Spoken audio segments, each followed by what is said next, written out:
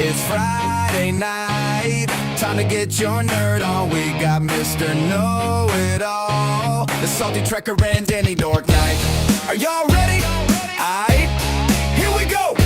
If you're looking for me, you know where to find me. Cause tonight is going down. On Friday night, we have Nerdfights. It's on tonight. On Friday night, we have Nerdfights. It's on tonight. On Friday night, we have Nerdfights. It's on tonight. On Friday night, we have Nerdfights. It's on tonight.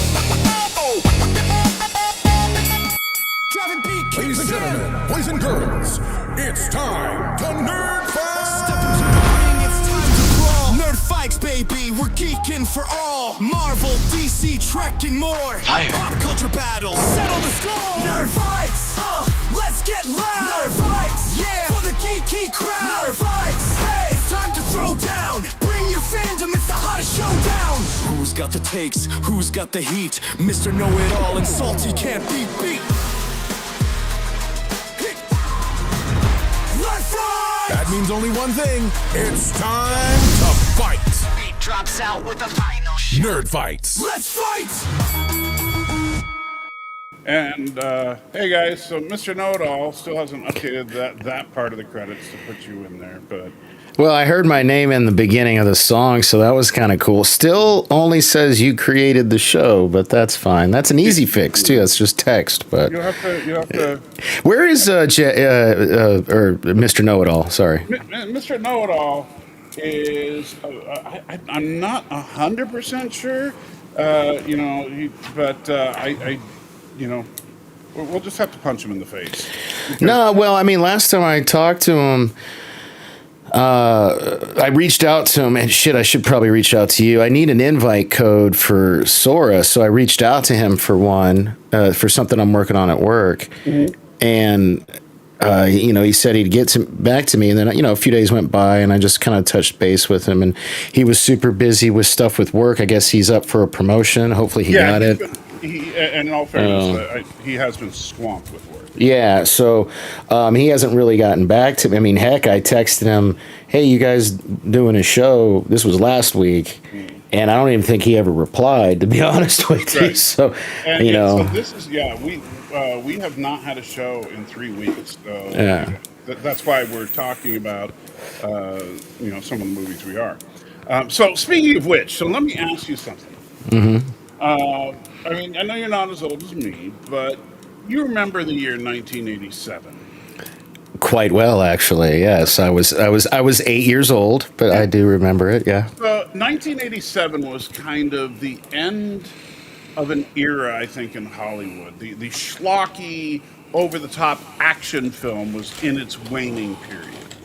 Really? Yeah, because you get into the 90s, and action films were still, don't get me wrong, there are some great action films in the 90s. Yeah, well, you said 87 was kind of, a lot. You're talking about it's going down at this point. Like, I think peak action 80s was probably like 82 to 80. Well, no, 87 is a great year. I mean, Predator came out that year, which ties into one of the movies we're going to be talking about.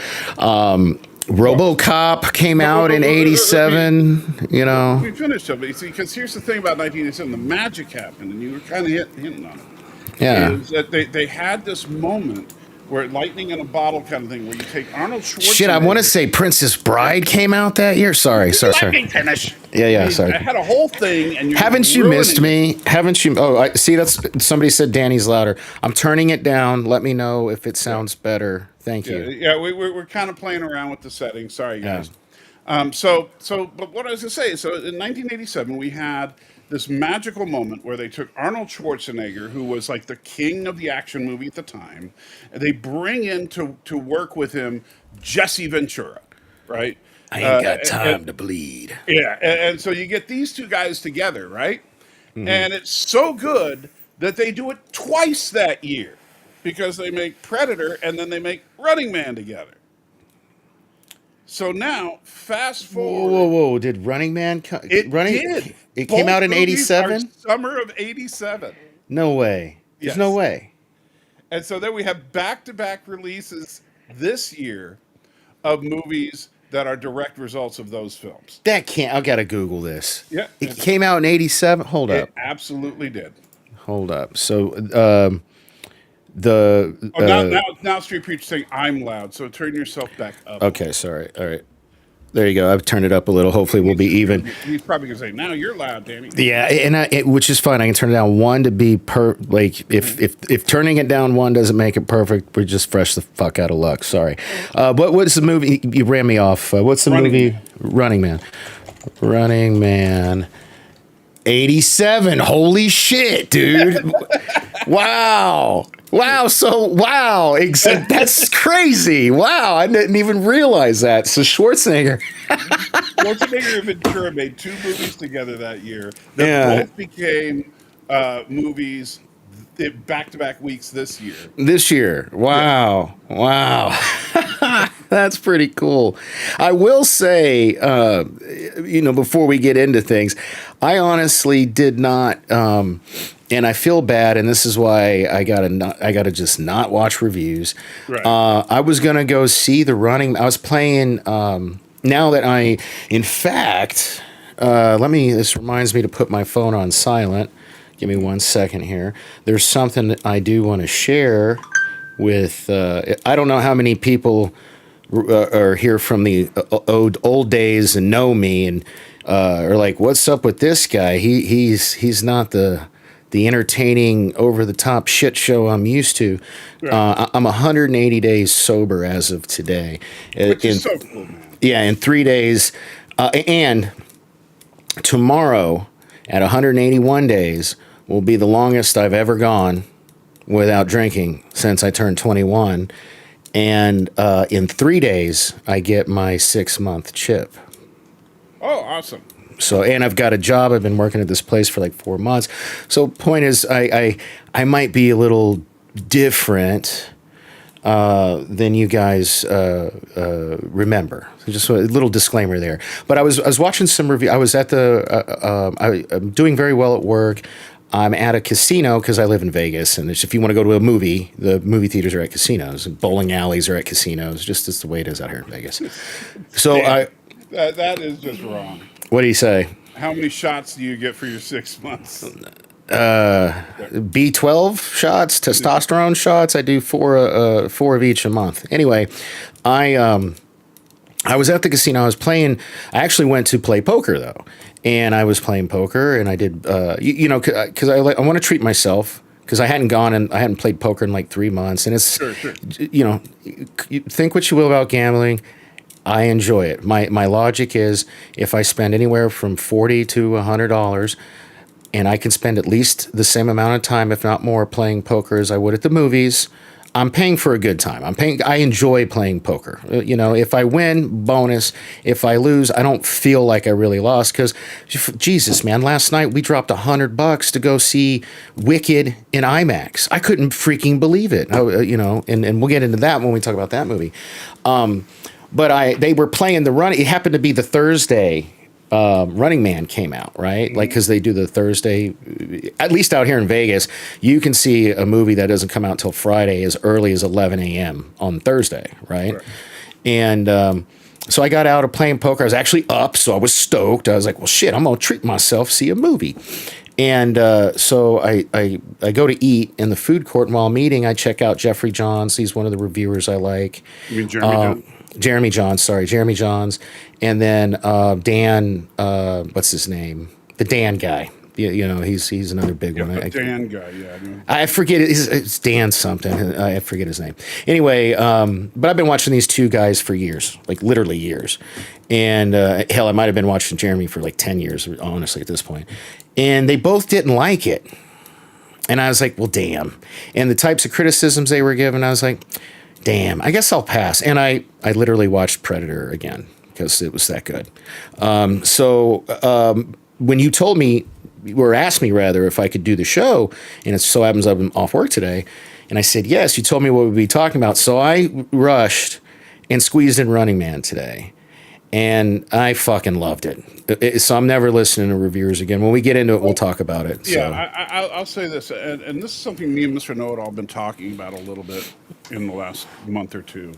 is that this whole tendency of online reviewers in particular to jump on the hate train for stuff.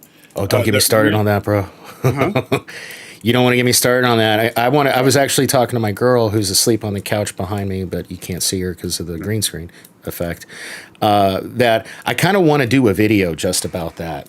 Right. Just kind of like an editorial, but instead of written, which I might also write and send out, because it's a problem. It's a real problem. People, it's almost as bad as Fox News. People on YouTube are hating on things for the sake of hating on things. Because I was having a conversation the other day about, I told somebody about my channel, and they went and watched a lot of the stuff. A lot of it was with you, and a lot of it was embarrassing, but I got to live it down because they know me.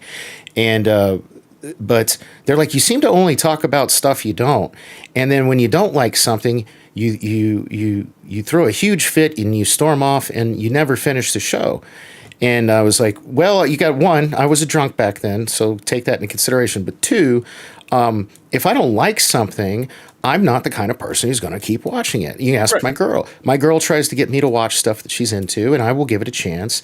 And then if I don't like it, I'll say, look, normally I would just stop watching this show right now, sweetheart. So since you know that, and I can give you a very recent example of this, I will continue to watch the show for you because I know there has to be shit I make you watch you don't want to watch. I just want you to know that normally I would not do this. And if I go through this and don't like it, she was asking me if I was going to write about it, I think. And then but basically I said, I'm not going to waste my time bitching about it because I don't have enough time left on Earth. Even though probably we get a lot of views and be better content or whatever. And there are channels, and I don't want to name them because I've pissed off enough people back in my drinking days. That's their business model. They seem to only hate on things. And when it depends, because the main thing is to hate on if it's produced by Disney in any way. That's an automatic hate. Which this movie was, but it was really good, man. Right. I've seen this movie 3 times and I love it. The funny thing is, okay, we'll talk about Predator first, since that was the first one of the batch to come out. Yeah. But Predator has really been on an uptick lately, because if you look at, you have Prey came out a couple of years ago, which I also loved. Right, and then you have Killer of Killers that came out earlier this year. And now Badlands. I still haven't seen Killer of Killers, and I really want to because you need to see it. Yeah. Killer of Killers was it's you probably know this. It's animated. And the way that it's broken down, it's basically 4 different chapters. The first 3 each follows. It's like a mini Predator movie. And so, except they're at different points in history. Like one is a female Viking versus a predator. One is a samurai in ancient Japan versus a predator. And one is a World War II pilot versus a predator, right?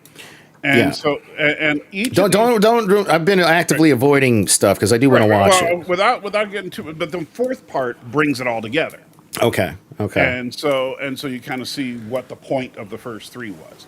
Mm-hmm. And it's a very different way of telling a story through the Predator franchise, but I really enjoyed it. Now, Badlands takes that a step further in being the first Predator project that's directly done from the point of view of the Predator. Oh, God, I can't wait to talk about it. And that's also why many of the people hated it. Because they were like, what happened to the Predator being... Okay, the people that hated it, did they ever pick up a Dark Horse comic? Like, just one? I mean, the whole fucking comic book line is from the Predator's point of view, man. Well, Critical Drinker, for example, was pissed off because if you look at the Predator, the original Predator film... Okay, I told you I didn't want to name names. He's one of the ones I've stopped watching. Because him and Dave Cullen, they don't say a good thing at all. It's why I stopped watching Doomcock back when I did stuff with you. Because before you and I started doing stuff, I used to watch that guy, and he just I don't have enough time in my life for the negativity. And I got enough darkness in my soul that I'm personally trying to work on, vis-a-vis my addiction battle I've been going through. And, I don't need that shit. I don't need the negative energy in my life. And what I say, no, I think it's a fair point to if you're drawing a compare and contrast in the franchise, to say that the Predator in the original film, as well as Predator 2 and most of the that dumpster fire. I hated Predator 2, but the Predator himself, that character, if you want to call it a character, it's really more of a monster.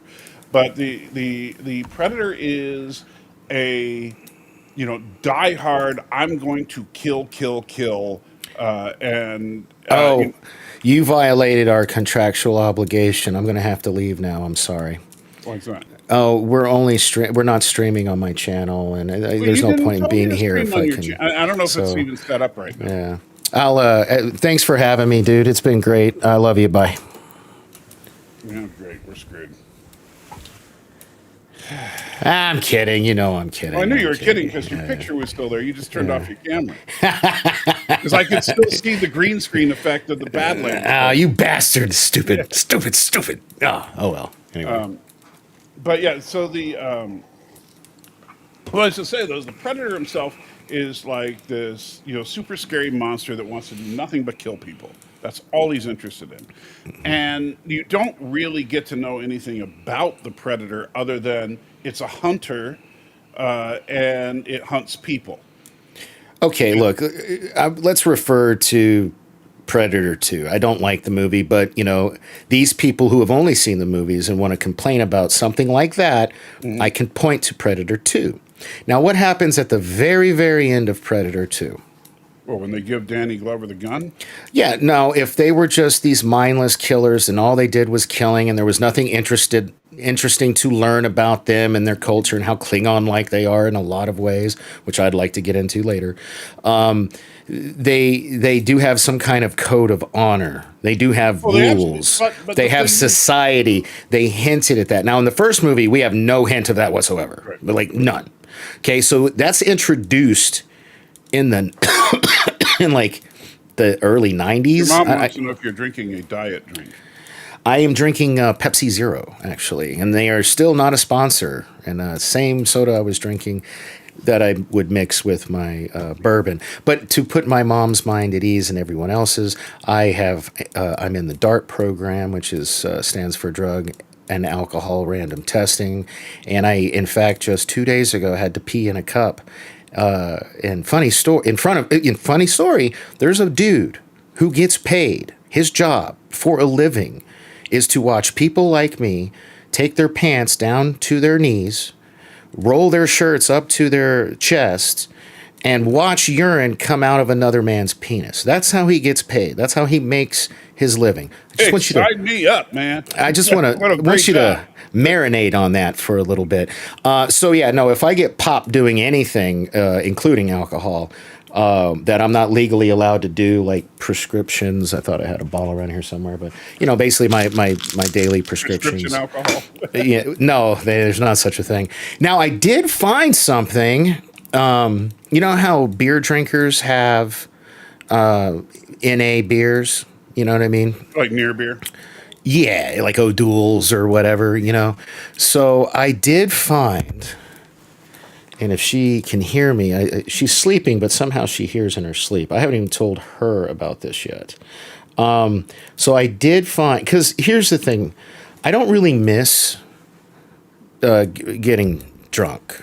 Right. At this point in my because of how much better my life is. Is the job, the girl, everything is exponentially better. I do miss the taste because I love bourbon, right? So I found this stuff called Free Spirits Bourbon. It's a non-alcoholic whiskey alternative, and it's online. I'm highly considering ordering it to give it a try. Have you ever heard of such a thing? Because what happened was I was talking to a friend about how I wish they would make it because it's not fair. Beer drinkers have this. And, I like Scotch. Yeah. And but the thing is I can't imagine a non-alcoholic Scotch because It's I could see how you could duplicate some of the flavor, but but the drinking burn, hard alcohol has a feeling to it. the Yeah. feeling, yeah. Yeah. So, so basically in Star Trek they call it synthahol. I haven't ordered it yet. I'm kind of considering ordering the synthahol, but that's what I was thinking. I bet you it doesn't have the burn. They might replicate the taste, but not the feeling. Here's the problem I see with that. And just kind of spitball. I know we're totally off track. Totally off track, but we'll circle back. Yeah. But my only problem with that is that what you're doing with that is prolonging your enjoyment of something that you should abstain from. And if you continue to drink something that reminds you of it, then you might one day say, you know what, this stuff just isn't that good, and I really would like to get some of the real thing. Well, I get, 100. Because you're not the only person to make that observation. So I haven't talked to my girl about it yet. Because if she says that, then it's probably game over. Don't even order it. I will go to jail for 6 months minimum, no questions asked. If I get caught, you're under a court order not to drink. With a drop of alcohol until November 13th, 2026. So, if I want to drink some fake booze, man, let me, please. I don't know. I mean, I could be wrong, but that was my thought process, because I'm not going to be like, when I get my chips, you know how, I don't know if you've ever been to AA, but they always ask you when you get a chip, they make you share, like one of the first people to share. So they say, how'd you do it? How'd you like last month, it's like, got my 5 months. Hey, Daddy, you made it 5 months. How'd you do it? And I'm just brutally honest.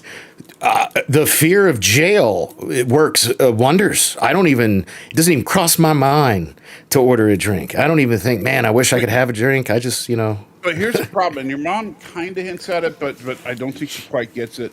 Is she said before you drink that so-called fake bourbon, you have it tested. It's more than that, because like things like O'Doul's and stuff, near beer, it is just beer. It's just beer that has such a low alcoholic content. That's the thing that they told me. That's the other. I'm not ordered it yet because I still can't get definitive research on if it has it. So if I were to drink a non-alcoholic beer and have a piss test the next day, I would fail and go to jail. Right. That's what's my concern. Is that is this fake whiskey really just really weak whiskey? And if it is, you need to stay away from it. Exactly. So that's another reason I haven't ordered it yet, because I can't get a definitive answer. I've actually filled out their contact us page and haven't got a response yet. So I don't know. Yeah. But anyway, so back to Predator. Sorry about that. And if one of our better listeners or someone who can rewind, if you remember where we took that fork in the road and want us to pick right back up, please feel free. I know where we were. So we were talking about like. Well, some of the criticisms are that the Predator is no longer an alpha male, and which is what I was getting to. Oh, yeah. I was going off on my... Yeah, okay, Go ahead. Yeah. And so instead, we actually have a Predator who is literally described as the runt, and and his dad is the epitome of toxic masculinity. Oh, God, yeah. Yeah. And so people see this as basically a movie that's trying to make the Predator woke. And the thing is, it's like, first of all, relax with the woke crap. You don't even know what the word means anyway. But even if you did know what the word means, this is just trying to tell an interesting story. There is nothing woke about this movie, right? Badlands. But nothing woke about it. Because this beta male soy boy predator, or whatever you want to call him, manages to kill the monster that. He actually chooses not to kill the monster because he's a bigger man than his dad. Yeah. And then he goes back and kills his dad, so. Man, you know how awesome that was for, I can't wait till my old man dies so I can piss on his grave. So to watch that was very satisfying, That's kind of messed up, dude. Well, it's true. And I don't care. Somebody clip that out and send it to my father, please. His email address is Ballard. No. Don't be saying his email address. Okay. No, but I actually, the thing is that if this Predator was just another alpha male Predator, this would have been a very boring movie. Yeah. Come on, man. We could already tell you everything that was going to happen. We have origin, we have backstory, we have world building, we have character development, we have action. The fuck, man? This is a really good movie. You know what I mean? Way, another thing about this movie, this is what we should have gotten before Alien versus Predator. Because remember, this movie actually does set up. They've said that they're ignoring those movies as far as canon goes. I get that, but look at the because the Weyland-Yutani company, that's the core of the Alien franchise. Hey, how do I do that thing where you put it's been so long. I want to put a comment up. Can I do that? How do I do that? I don't know if you can just click on it on the side. If it will it go I'm clicking on it. Okay. Street Preacher, the one that starts with my mom's name toward the bottom. Highlight that for me. Oh, yeah. Street Preacher, she'll probably dance with me. So there you go. All right, continue. Sorry. Well, and she'll provide the cocaine. Yeah, right. The booger sugar. Yeah, for those of you that don't know, Moneypenny is a huge coke fiend. Right. So, I know we don't talk about it that much on the show, but yes. If you want to make a donation of cocaine, you want to send it to Penny. So, and she will put it to good use. But anyway, so I found it, the amazing thing to me is, of course, the Predator, there's very little English spoken in this movie. And in fact, in some ways, this reminds me of Sisu. I like that. I didn't want to see the Predator talking English. This was a very good decision on Trachtenberg's part. Yeah. Yeah. In my opinion. And so the Predator doesn't speak English in the movie and has very few lines of dialogue. But at the same time, he has a very well fleshed out character, and that's a hard thing to do. And then on top of that, like if you have someone who's a very good expressive actor, you can show a lot of emotion. Here you have a combination of prosthetics and CG to try and make an emotional character out of a non-human face, and they do it. Dude, I'm so glad you brought that up. I wish MJ was awake to back me up on this. So when I was trying to talk her into seeing the movie before I saw it, I pulled up a clip because, they put out all these clips. And I was also like downloading them to clip them out to put in the video that one day I'll finish making. Mm-hmm. And there's the scene where he's like, his father's got him like down, and his brother's about to cut his head off. And the face, I re-showed her. I was like, look at that dude's face. I don't know what's real and what's not, but you could see in his eyes. Like, it was such a good, the acting going on there. And the effed up thing is, I don't know if it was real or digital, but the eyes, man, especially with the eyes in that one scene was so good. There's a few movies that have done this now. Badlands is one of them. The Fantastic Four. Oh, mom, get off your high horse. One cocaine. You made those booger sugar jokes when I was in high school. Give me a break. She's trying to play it off like she's not. Really yeah. Come on. Yeah, we know that you look at Scarface as an educational film.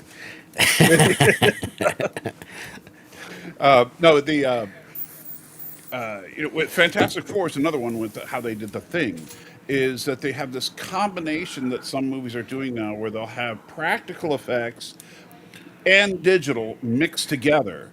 So like there's a shot of The Thing in Fantastic Four where he sits down and pets a dog. And the reason and most people don't think about it because it's not one of those things you're just consciously thinking of when you're watching the movie. But the reason the shot works so well is because that was a real hand in a latex prosthetic Thing suit. It was the actor in a Thing suit doing it, but then they did CG magic on the face so that he was more expressive. And to do that, and they do the same thing here with the Predator. Is that a lot of the finer movements that we see of the mandibles and stuff is done through CG, but there is an actor there playing the Predator. I think that makes it easier for all the actors involved to be able to react to the situation better. And I think that blending the practical and CG is really what makes truly great CG. I would agree, but the reason in this in that scene in particular I was talking about that I couldn't tell is because I also watch a lot of the they're behind the scenes. Yeah. They put out a really good behind the scenes video that I was also snagging clips from to use in my video. And there's one part where they show the guy playing Deck. Is it Deck? It's Deck, right? Yeah, DEK.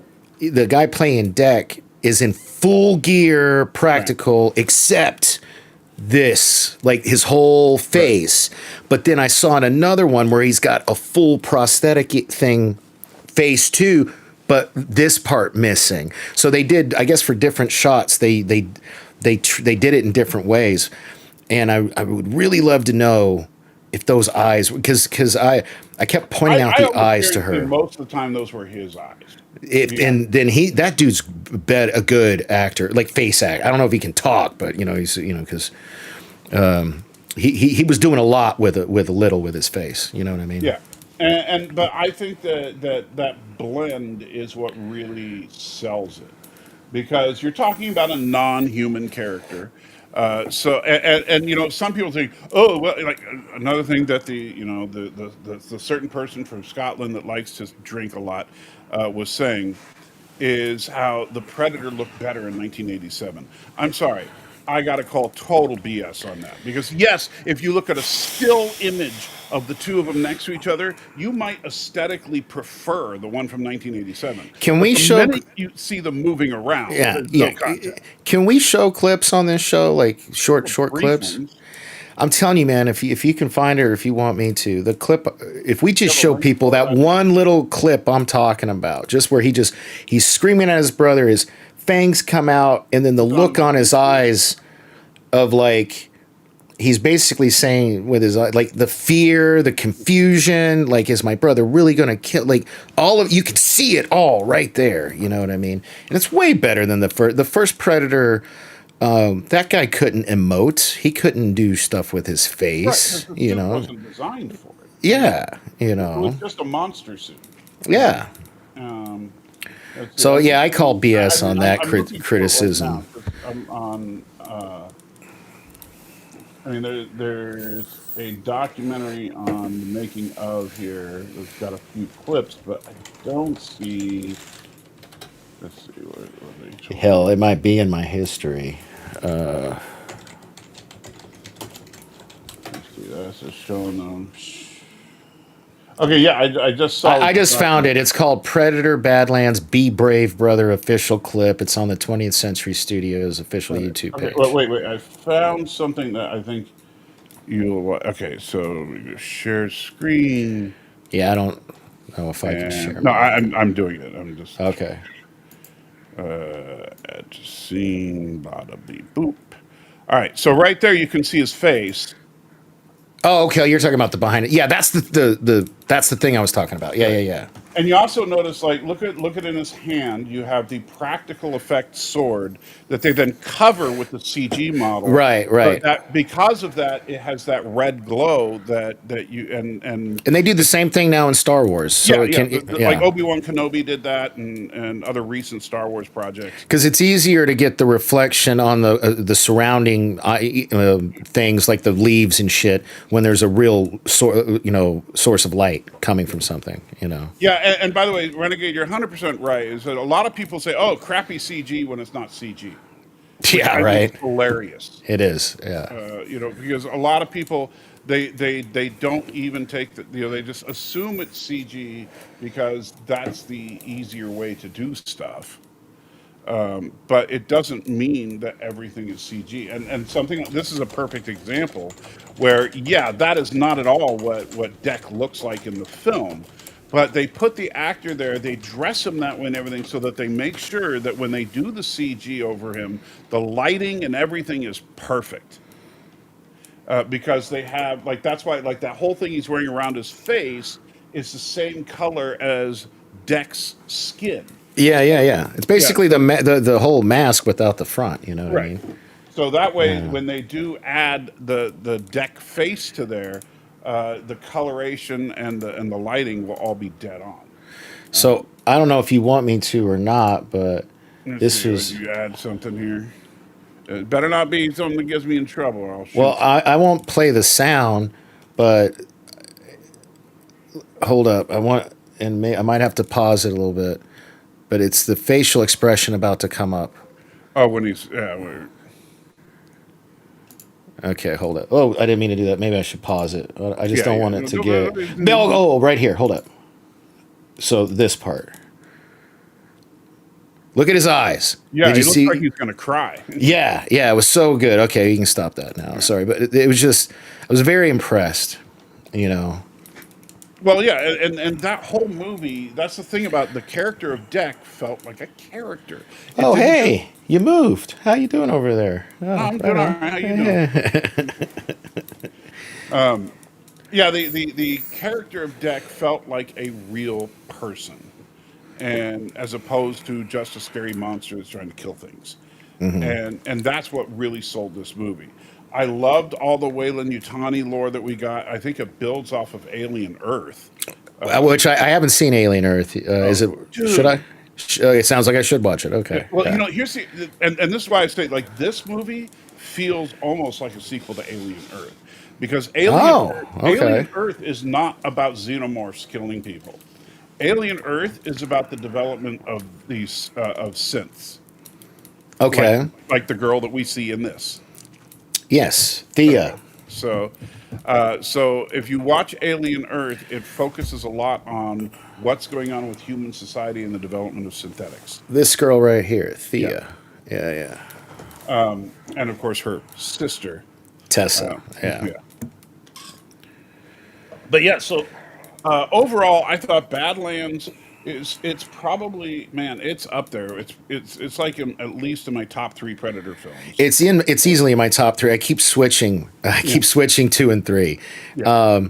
So it's Predator, and it's either this or Prey that keeps switching places for me. As far like I can easily tell you my top 4. Like my top 4 in no particular order. I'll do in release date order would be Predator, Predators, Prey, and Badlands. 100% agree with you. Actually, that's rare. Yeah, 100% agree with you. Yeah. But yeah, as far as The Predator and Predator 2, absolute garbage. Yeah, if you look at my, my reviews on Criticless, I gave The Predator a horrifically low score because it deserved it. That movie was so bad, and it's a shame because I really like Olivia Munn. Because men of a certain age, watched her on G4 TV quite a bit. I know you just like Olivia Munn because you think she's hot. It has nothing to do with her acting ability. Yeah, I actually gave it a higher score than I feel like it deserves. I gave it a 50, a 5 out of 10. I gave it a high. I mean, autism is a superpower, and Olivia Munn is. I should probably revisit it because I have an autistic kid, and when that movie came, I wrote the review way back when that movie came out. It probably will hit different now because my autistic son grew up to be a complete asshole. So there's that, And Dad of the Year. I heard it right actually there. would have probably been rated R if they weren't just killing robots and monsters. Oh, 100%. Yeah. They were genius. Big part of my review, available now on criticless.com. They are genius about it, man, because there's some brutal kills. Like that would be, dude, at one point, the monster, Deck, the main character, jumps at the monster with his sword, riding his sword down the monster's neck, severing its head. Yeah, dude. Come on. Yeah, if it weren't creatures and synths because a lot of synths get killed, like heads getting blown and they show like if it were, oh my God, if it were like this terrible TV show my girl had me watch, baby, what was that awful show you just made me watch? You awake over there? She's still asleep. Fallout based on a video game. Yeah, you didn't like Fallout? Fuck no, dude! It was unnecessarily gory. Okay. That story, that TV show would have told the same story and been just as effective without the gratuitous gore. Right. That bothers me. And I know that seems weird coming from me, but I don't need to see that kind of. There are times, and my girl's so good, where she would warn me, "Baby, don't look at the screen." Like when something was about to come, because she knows I don't like to see realistic stuff. I don't mind zombies and vampires and werewolves and alien. Like I don't know. I'm wired differently, I guess. She'll watch serial killer stuff, real life stuff, like Saw shit like So that. You're married to a sociopath. I might be. Shh, she's right behind me. So if Danny just stops showing up, you'll know that this time it's not the drinking that got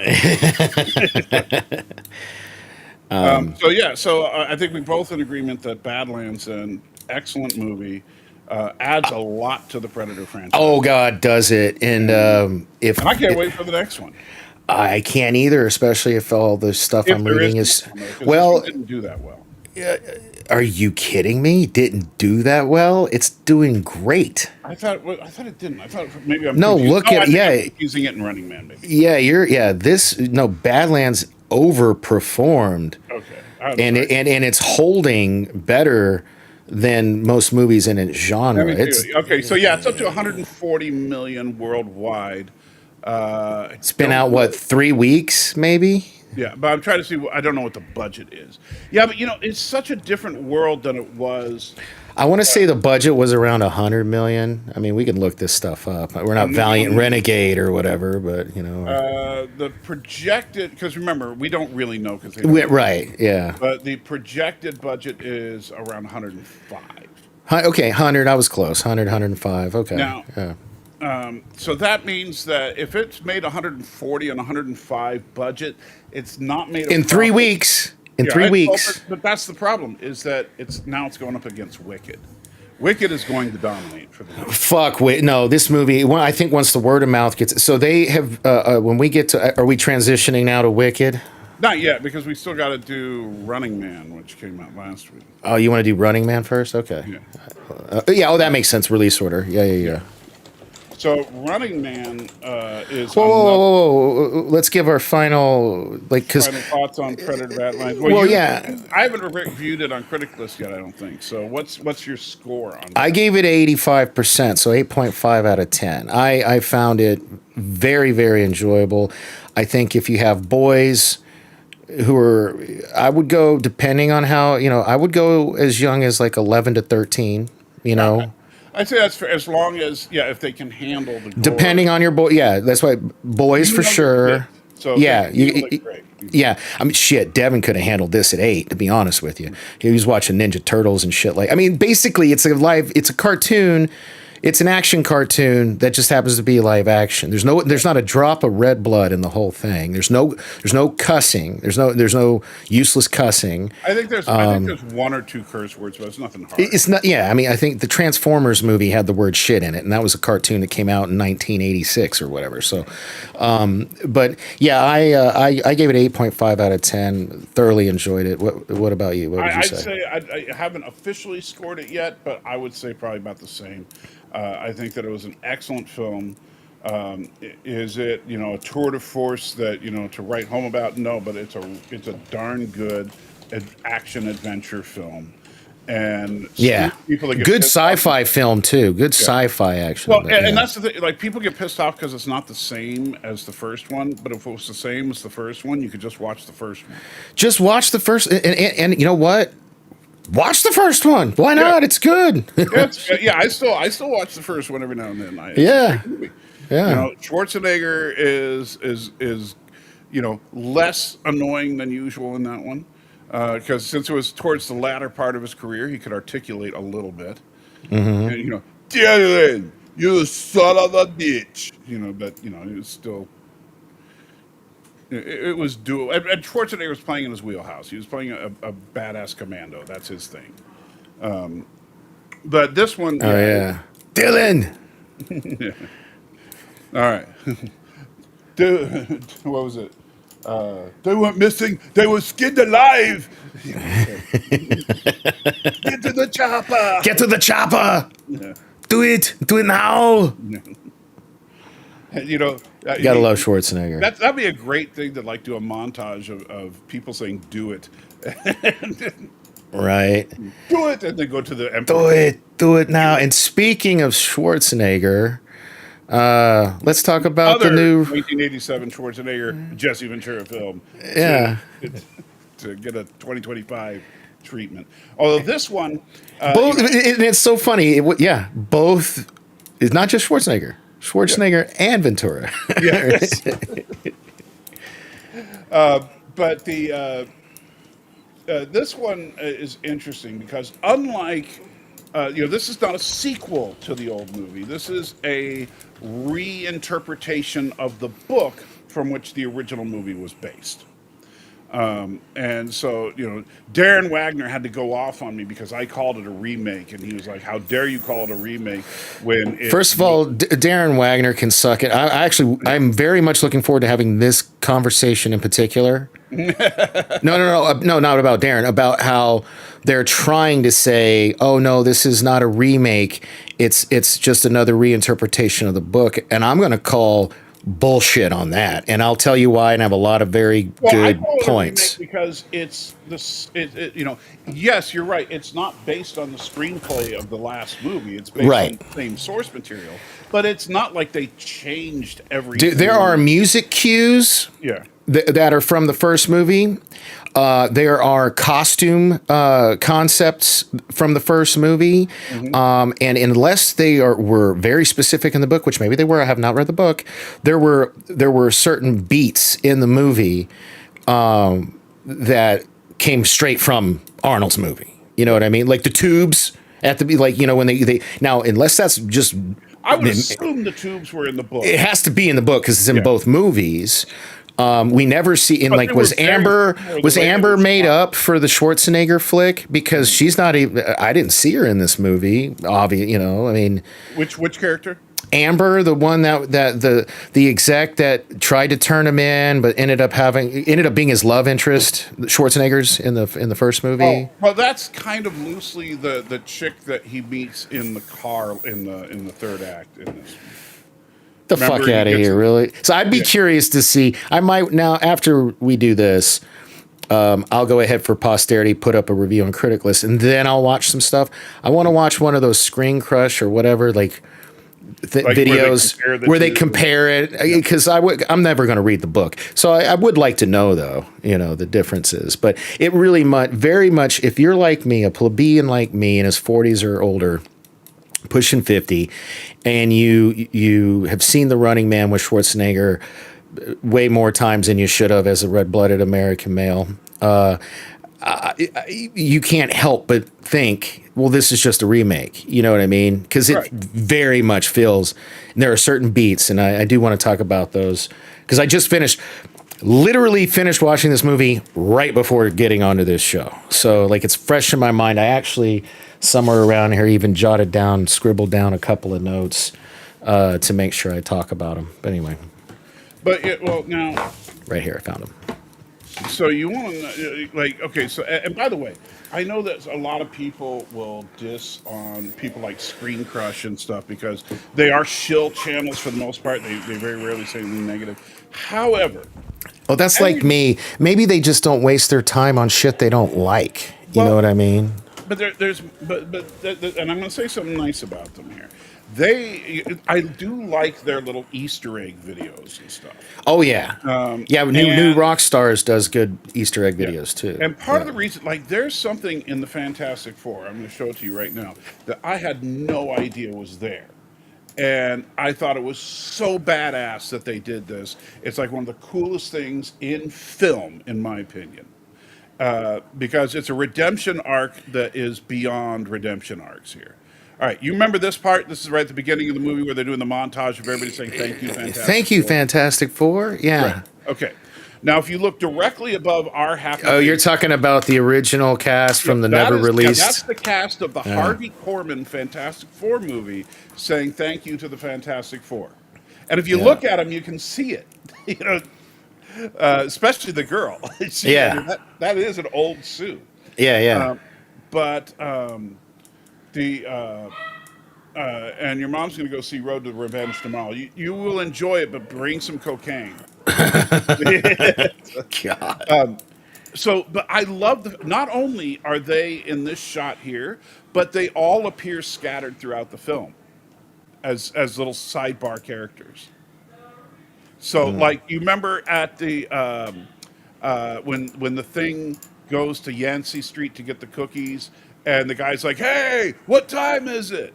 I Yeah. think if I remember correctly, that's the Thing from the Harvey Korman movie. I think you're right. No, I do. I watched the. I think the same video you're talking about. Yeah, I do remember that. And Those then, like, guys are when good Human at that Torch shit, man. Yeah, when Human Torch is putting out the fire, the guy that played the Human Torch is there. You know, they do a lot of stuff like that. And the newscaster is the lady that plays Sue. And so they do a lot of stuff in the movie to basically just get these four people some screen time. Who were and a lot of people don't realize this. They were so screwed over when they made the Harvey Korman movie because they thought they were making a genuine movie. The producers, the director, everybody else knew that this movie was just going in a trash can. They didn't know that. Wow, I don't know the whole story behind this. Why make a movie that you're gonna just because they were contractually obligated to produce a film in order to retain the rights to the Fantastic Four. And by the way, this was not 20th Century Fox that made this movie. It was a little independent company, and that little independent company was trying to get sold to 20th Century Fox. And one of the big things that 20th Century Fox was interested in was that they had the rights to the Fantastic Four. So they had to maintain those rights by producing a film. And so they produced this crappy film just to throw in the trash can. And these four actors put their heart and soul. I'm not saying they're great actors, right? But they put their heart and soul into this movie thinking that this was their big break. God, that sucks, dude. Yeah. That's shitty. I did not know that. And I said, yeah, you're right. It was Roger Corman, not Harvey Korman. I don't know why I said Harvey Korman. I was thinking of somebody else. But thank you, Robert. No, and Stan. So the Josh Trank one, that I felt I do kind of feel for Josh Trank in this. Josh Trank, if you haven't seen Chronicle, that is a great movie. That was Josh Trank's first feature film.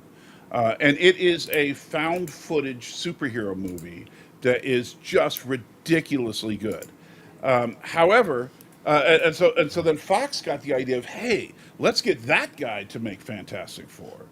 But the problem is, Josh Trank was just some little indie director who made one movie that had like a $2 million budget. And then you're going to hand him $100 million film. He didn't know what to do with that, and he fell apart. And then the studio came in and they were like, "Oh, you're making it way too dark. We're going to fix it." And then, of course, the movie just ended up this incredible mess. So, I'm just curious. I mean, out of 6 votes, 33% of people did not miss me. So that's like, oh, that's gotta hurt. Two people took the time to downvote that. That's fun. Thanks, guys. All right. Well, that's cool. I mean, I'm too busy. This was a guest appearance. Whatever. Yeah, that's weird. I don't know who would have voted against you. But. Yeah, it's all good. So we're going to take this moment for me to do my drink refill and hear a little bit of words from this week's sponsor. Stick around. This week's sponsor? I think Danny is confused. He thinks that we're a show that has sponsors. And so ABJ is saying, what are we fighting about today? Well, we just finished talking about Predator. We had a little sidebar on Fantastic Four, and we're about to get into the Running Man a little bit and finish up with some talk about the Wicked for Good. So rest assured, while Danny and I agreed, like best friends in the whole world on Predator, and we agreed, we will probably agree on Running Man for the most part. I think when we get to Wicked, one of us is going to probably have an aneurysm or a heart attack or something. So yeah. Let's see. Maybe they're new and just don't know. Yeah, see, that's a fair point. Maybe they're, yeah, it could be like, and when Danny gets back, you have to I'll try to remember to point this out, is that it could be two people that have never seen him. So that is entirely possible. So did you hear that? I didn't hear. I didn't hear it. I didn't hear anything. Okay. I didn't hear Stanley was anything. suggesting that the two people that voted down on you could have been people that joined after you left. Oh, So that they could didn't- be Yeah, so totally. they didn't know you. So how can they miss? Yeah. So you don't run ads anymore? Like back when I was here, we used to do little spots. If I had one handy, I would have, but I didn't have one handy. Oh, well, my bad. I just had to get a refill of a soda. And Street Preacher, yes, Criticless has been around. He's been on Nerdrotic show. He's, Well, he's got trying to grow the website. He's got a deal now with Geeks and Gamers. He sold his soul, so Well, but it's still a good site. it's where the money is. It is a great site, but you're going to find a lot of those negative Nancys on there. So we need our justice warriors. Those People. Justice Warriors. Now you make it sound like we're a bunch of libbies. Oh yeah, come up with a better term, but more positive Pete's to use their website. Pete's. Yeah, there you go. That's the problem. It's like anything you say nowadays has a political connotation because social justice warrior should be a positive thing to say, Should be. but it's not. So. Yeah.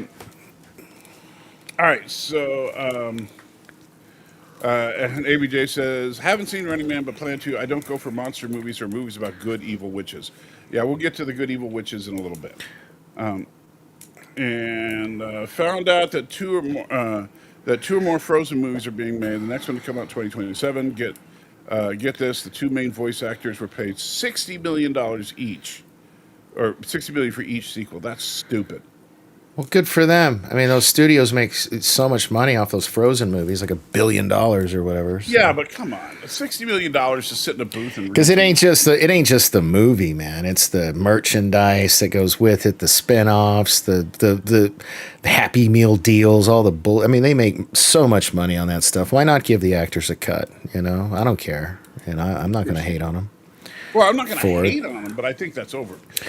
Because here's what I don't like about it. Okay, so they're paying these two actresses $60 million to just let it go. Oh, Renegade, I'm going to punch you for that one. But anyway, so they pay these actresses $60 million to sit in a booth and read some lines for a few hours. Now, I'm not blaming them for taking the $60 million. Don't get me wrong. If they offered me $60 million to voice something, I would do it.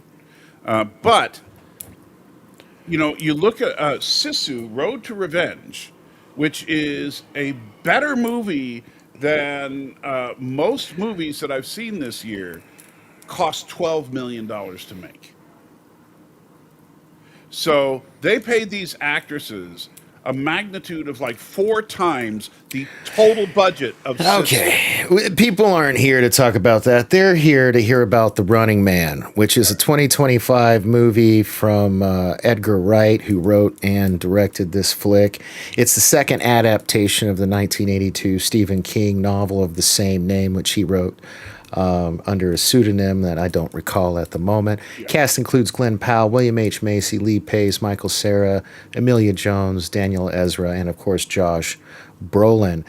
So let's talk about The Running Man. What did you Brolin think? Is the greatest a-hole I have seen on film in years. And he probably shot all of his scenes for this movie in a day. Yeah, my God.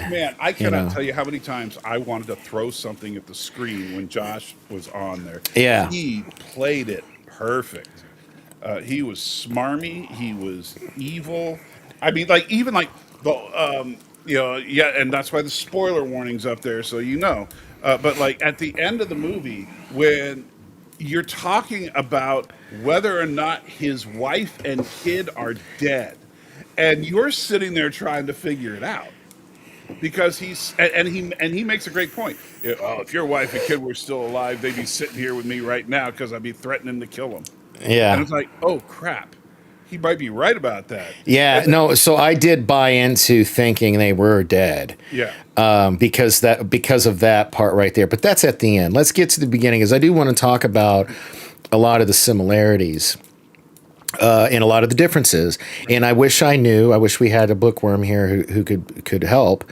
What happened? Like, what in the book? Like, was this? Yeah, I don't know what happened in the book. Was this from the book, or was this just a change they made? Okay, so you know, here's my understanding. Number one, Stephen King saw this movie and approved.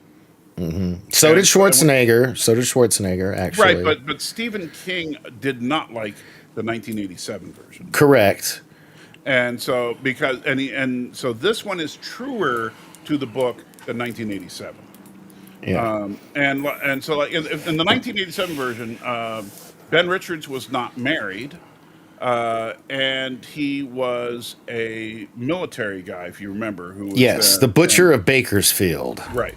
The Butcher of Bakersfield storyline was completely made up. Yes. And instead, we have a guy who's basically down on his luck and trying to provide for his wife and his sick kid in a dystopian future where healthcare is extremely expensive. Oh, you mean like today? Well, thank you. This is a perfect segue into something I want to bring up, because if this stuff was in the book, Stephen King traveled back in time from the future and tried to warn us all under the guise of a book so he wouldn't get caught, or he's Nostradamus, or somebody thought this was a blueprint. Because let me read you some of these beats real quick, right? Just and tell me this doesn't sound eerily like America 2025. Okay, so a network owns the news and the government, deciding what we see and don't see. AI changing video to fit those narratives. Reality TV being the primary source of entertainment and propaganda manipulation. Social media taking a large part in the participation of the Running Man. And you have a podcaster who's trying to help uncover all of the truth and is the only source of fair and balanced news. Did I just talk about America today or the plot of a fucking movie? Yes. You know what I'm saying, man? I'm watching this movie and it's like a cautionary tale. Like there's one line in the movie where Ben Richards literally says to, I guess who you're saying is the Amber replacement, you literally have a human life hanging around your neck. When he's talking about her scarf, you know. Yeah, because her scarf was worth more than the meds he needed for his daughter. Yeah, and then a line from Josh Brolin that should send shivers down anybody with an average IQ and higher should fear, and that's, he said that his objective from the network used to be to shove a moral mission. To shove some type of moral message, down people's throats before realizing that people just want to be entertained. And come on, like, what are we doing now with all, like, Star Trek's been ruined by the people trying to show, like, I've been watching Boston Legal lately. I never watched it in its first run. Great show. And I fucking love it. I'm almost done. I'm running through it way too fast. I have like maybe William 3 or 4 episodes.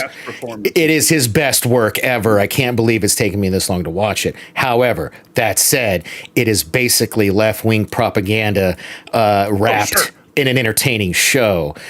So they've always done this shit, folks. That show's over 20 years old, or roughly 20 years old. And I liked how he said that line. It's like, until we just realize people just want to be entertained. And we have the government, and in this case, the network, which owns the government, has made such a depraved society that what entertains people now is real life death and violence.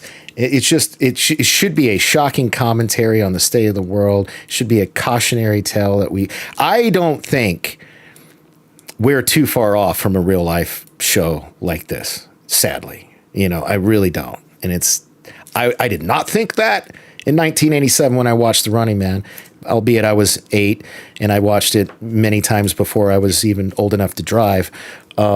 Never once did I think, oh man, the world could end up like this. And let me get on my soapbox for just a second. because I want to answer this fairly to what Stan's talking about. So, did they have similar healthcare problems in the late '80s? The late '80s was a very different time for healthcare, and I know so, but just purely coincidental. In the late '80s, I worked for Blue Cross Blue Shield of Oregon, and so I do have a little bit of insider information on this. So in the '80s, so it's kind of funny. Healthcare made a dramatic turn under President Reagan when Reagan signed into law. I can't remember the name of the act, but it made it so that a hospital, if you came into a hospital with any kind of life-threatening situation, including, by the way, being in labor if you're pregnant, any kind of life-threatening situation, the hospital must treat you before they can worry about billing. Yep. And so that basically established catastrophic universal health care with one stroke of the pen. A lot of people don't realize that. But it was a good thing because before that, hospitals would routinely turn people away if they didn't have insurance. Even if they were, like somebody chopped someone's arm off or they get shot in the face. And that they're dragging opened. them in the ER and they say, And how long ago did that happen? That change happened. That happened That was 40. Yeah, so 40 years ago, we opened the floodgates to a single payer healthcare system, and you wonder why people. I mean, we get a taste of it for 40 years. We need to just, not to get political, we just need to make Medicare for all. Medicaid for all. We need to do Medicaid for all. We need a single payer healthcare system, and that's the only thing that's going to fix it. And I am not some left-wing nut job. I'm a pragmatist and a realist, and I'm a registered libertarian. Voted for Trump the first time. Sorry, sue me. I tried to talk you out of it. I know.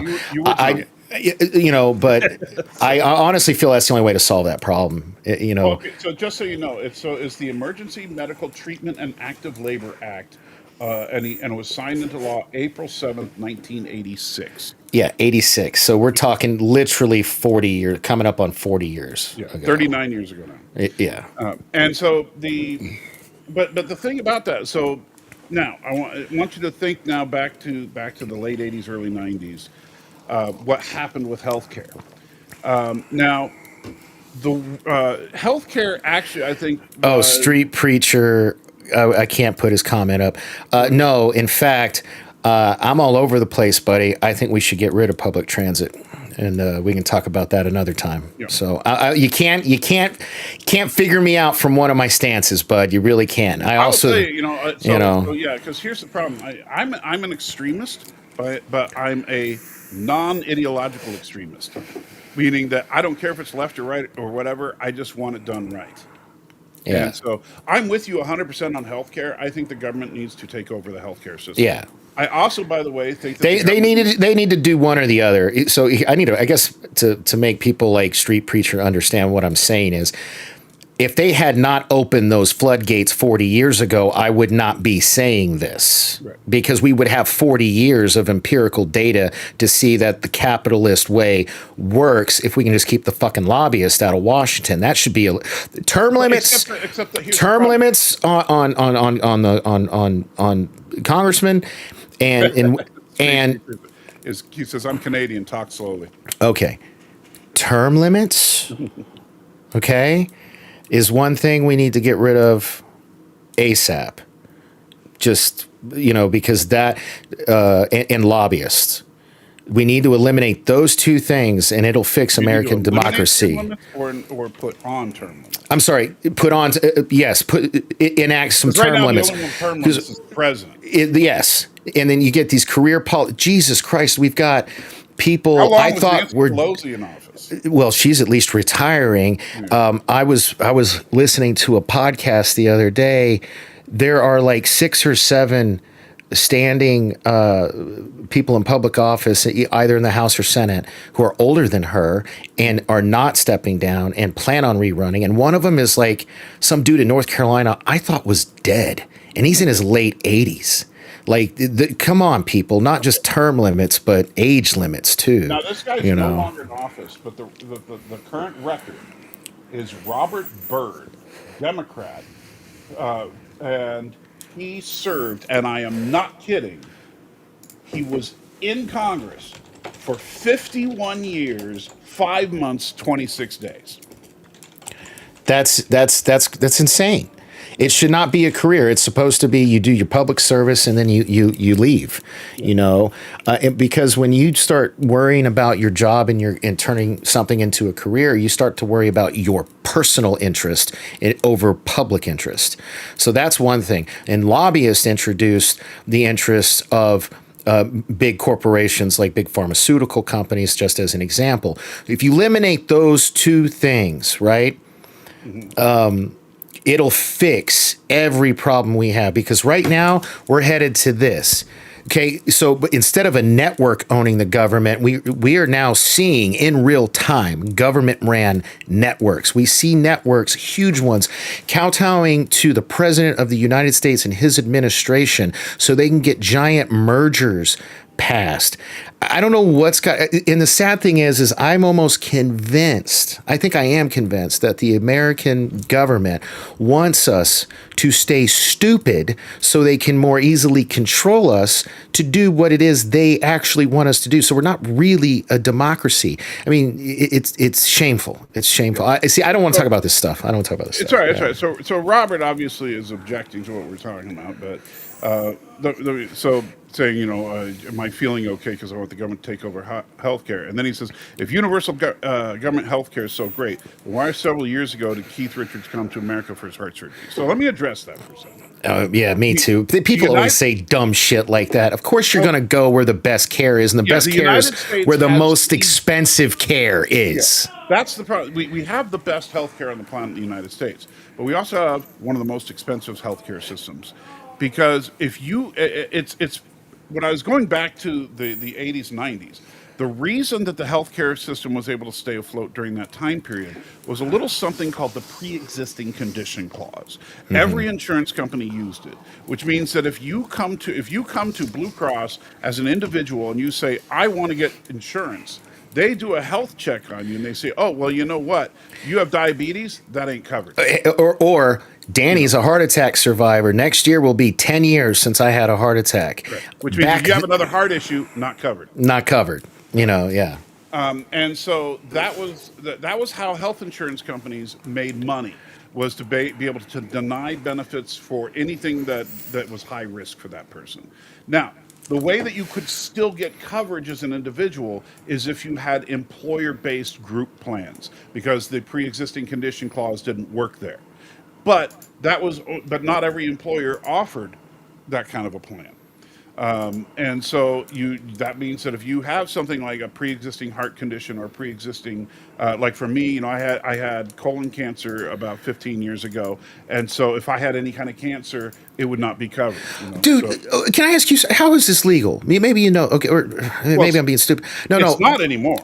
Right? No. What I'm about to ask you. So I'm going through all this stuff now with my neck, my hip, and my back, right? I just had an MRI today. We talked about it off camera.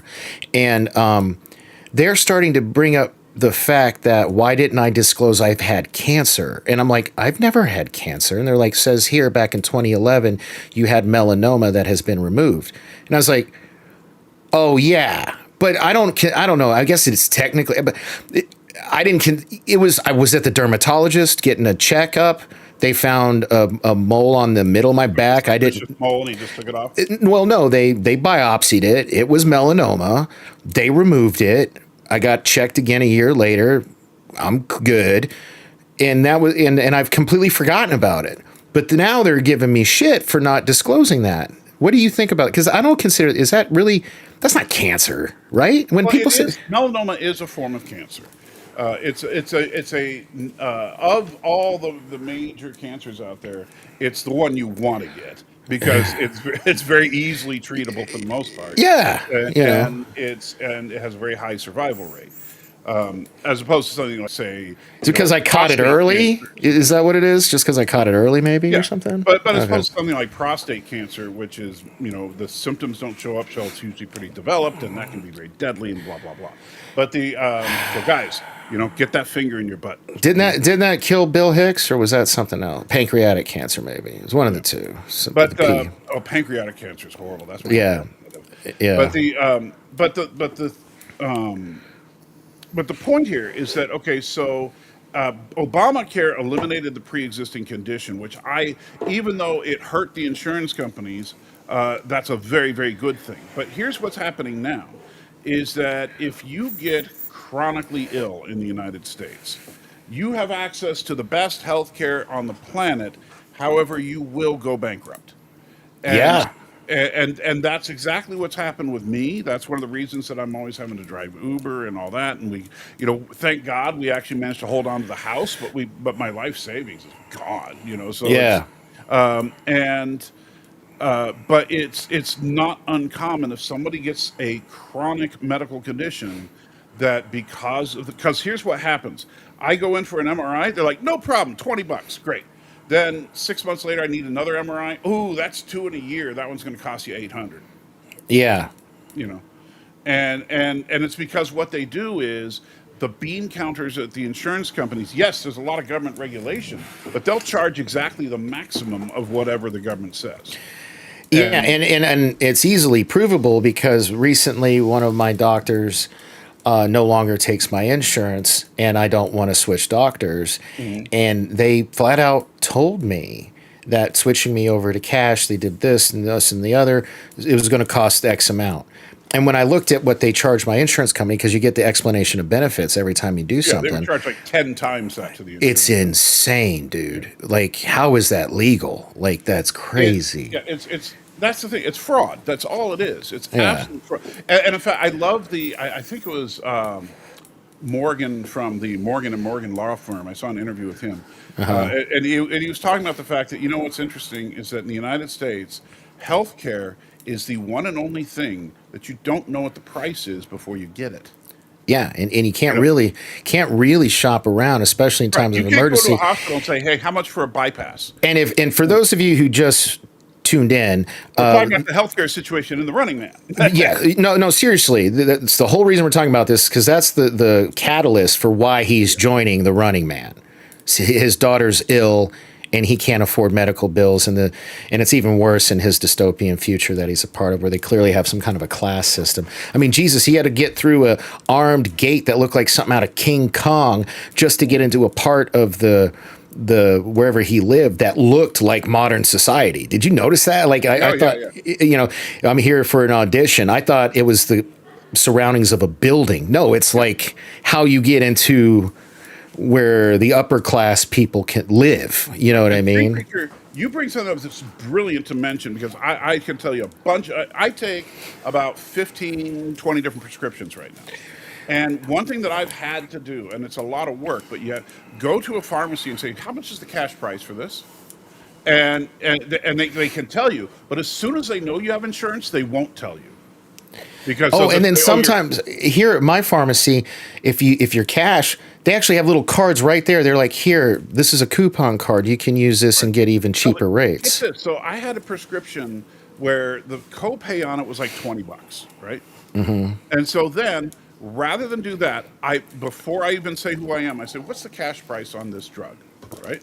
Cash price, I'm not making this up, 64 cents. Wow. And they wanted me to pay $20 to the insurance company for it.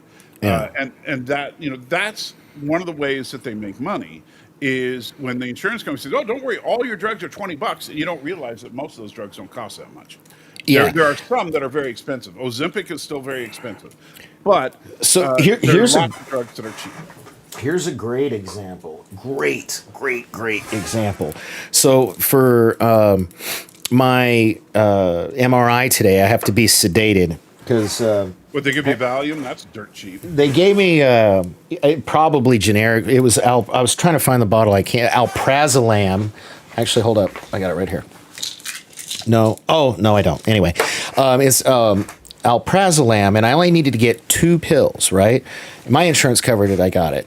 And then, but yeah, no, if I were to pay out of pocket for this, it'd be like $1. Right. Yeah, if that. And when I get my regular prescription, which will go unnamed, I've had to pay out of pocket for it before because unfortunately it was stolen. I had to file a police report just for them, the insurance company, to allow, which meant I thought they were going to pay it, but no, because it's controlled substance, other shit. So then I go to pick it up, and I'm scared that it's going to be super expensive, right? It was 3/4 of a month's worth of supply of pills, right? So it was like roughly 70 pills or something. Cost me $20. Right. I'm like, whoa. But then I bet you if I look on my explanation of benefits, it's a lot more than that. $200. Yeah, it's crazy. And I did try to bring us back to the Running Man, folks. I did try. We got a situation like this where prescriptions in particular are extraordinarily expensive, and so people have to get knockoff drugs, not even generic drugs. Yeah. Knockoff drugs that will, like in his daughter's case, it'll treat the symptoms but not the problem. Mm-hmm. And so it'll help, and they even talked about it. It'll help her feel better, even if it won't help her get better. So that's why he goes to, and he's a smart guy, and I like his character because he's a family man. He cares about his wife and his daughter more than anything. He's a good man. He will not let somebody suffer. He won't let somebody. Yeah, even in the build up to him, they're showing clips that they somehow have from his life. He's saving people's lives on the job, and that's why he's getting fired because apparently he got fired because he violated company policy because he wasn't going to let somebody not die. And so he. So he's a good person, but he's also got some anger management issues. Oh, that was one of the first things I said. I was like, oh my God, this guy got anger problems. And I love that because, the thing about it is that I know a couple of people that have serious anger issues. And the thing about these, they're just like, they can be the nicest guy in the world, but you say the wrong thing and it sets them off. And they often are, and it's usually got something sad to do with their childhood, like they were bullied or something like that, And so like, I talked to one guy the other day, that was a friend of mine, and he was like, so I was going, oh, I'm doing great, man. And then we're talking, oh, so you're going to meet me for dinner or whatever. He's like, why are you always ragging on me, man? And it just started going on a tangent about, like I was the worst guy ever. And that's how anger problems sometimes manifest. This guy gets so angry that, he laughs in the face of a taser, right? And that's so awesome when he grabs that taser. He is kind of badass, and he does it like 2 or 3 times in the movie where he just like somebody swings down and he's holding the taser part of the baton, and he's not like, he's like. So they do establish that he is a badass dude, and all the girls were loving. Like I was like when I was watching, I was like, oh my God, is this going to be like Die Hard? Except he's going to be in a towel for the rest of the movie. The part I'm talking about, right? Yeah. Where I'm like, oh my God. When the towel falls off at one point, and the girls had to love that. Yeah, you get to see this shreddedly ripped dude, and then you get to see his ass, while he's hanging off the side of a building. That was. But I liked it because I liked him. Like my big problem with the Schwarzenegger Running Man was it's not a bad action flick, but I didn't care about Ben Richards in that movie.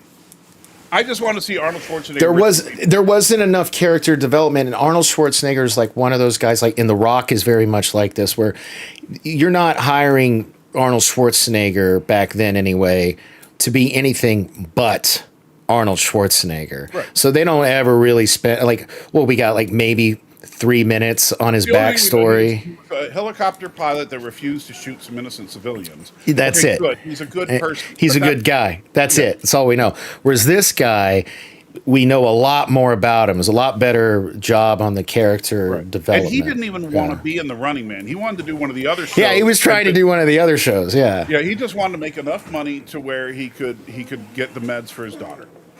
And and the thing is, a lot of these, and by the way, I think Survivor was the beginning of it, but I think eventually you're right. We're going to have death shows on TV. We're totally. Our prison, and this is exactly how they're going to justify it. Yeah. Our prison population is too much. We've got to do something with these people. Why not put them in some type of to the death thing? we can And make a give little them a money, chance to make give some them money a for- exactly. It's going to happen, dude. And it's out of all the worlds in the multiverse, out of all the universes I could live in, it has to be this one. Like, this is terrible. Like, we are in So, the yeah, worst possible timeline. But yeah, so these games are all very dangerous, but the Running Man is the only one where nobody makes it. Well, except for Lee Pace, we found out about that toward but the even end. then, and nobody thought he made it. Yeah, exactly. Yeah, You yeah. know, so the Running Man had, it's been going for several seasons, and in no case has, as far as the public is aware, has anybody successfully won the game. Yeah. But if you win the game, it's $1 billion payout. Yeah. And so, I could see. I mean, you think about society today. Imagine if somebody, legally could say, "Okay, guys, we want you to do this thing that will probably kill you, but if you're successful, you get $1 billion cash." I think there's a lot of people that would take that deal. And, I do too, but not me. and 'Cause, the funny thing is, by the way, on the other subject of how we had two back-to-back movies from 1987 starring Arnold Schwarzenegger and Jesse Ventura that were adapted, we Yeah. also have two Stephen King movies that were about $1 billion payouts for death contests this year, because we had this and The Long Walk. I have not seen The Long Walk. Yeah, and so, The Long Walk it's a good movie. It's a much lower budget, no spectacle kind of movie, but it's a good psychological movie to check out sometime. But yeah, so if you think that $1 billion payout for doing something that is truly risky, a lot of people would take. And Yeah. actually, I mean, look at Squid Games, man. Yeah. Come on. yeah, people would do the Squid Games if it were real. Oh yeah, You know? they would. It's crazy. And so I think that I don't think it's a far-fetched concept, and I like the fact that they managed to get a guy you can root for, and that's really to what makes and even though Running Man is technically not a horror film, one thing I learned a long time ago when I was taking film studies was that to make an effective horror film, the first thing you need to do is set up a character that the audience likes. Oh wow. What? Sorry, I didn't mean to do that loud. Yeah, Stephen King traveled from the future. This book, so I just looked up some stuff on the book. The book, written in 82, takes place In 2025. in 2025. Wow. Yeah, the man came back from the future to try to warn us all, and we didn't listen.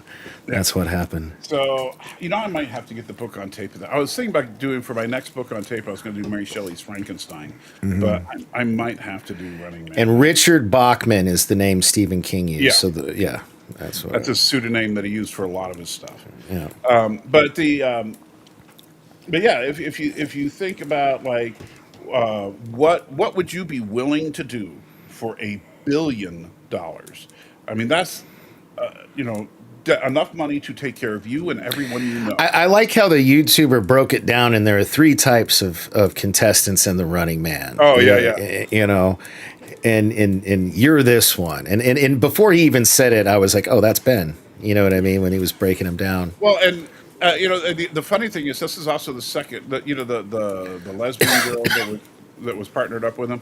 Yeah. This is the second movie I've seen with her this year, because she was also in Christie, which was a surprisingly good film.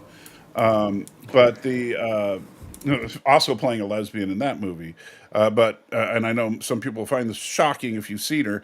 She is an actual lesbian. So, Well, that's because Hollywood doesn't hire actors anymore. They, yeah. in fact, you're discouraged.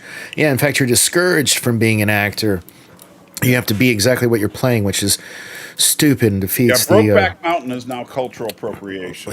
Yeah, right. Yeah, it's ridiculous. But yeah, so he takes this $1 billion contest. He didn't want to do it, but he gets suckered into it, and because Thanos is convinced, he convinces him that he could win because he's got the attitude, and I don't think Thanos convinced him of anything. I think he did everything the way he was going to do it regardless. I think the only thing. Well, no, I mean, is Thanos convinced him to go into the game?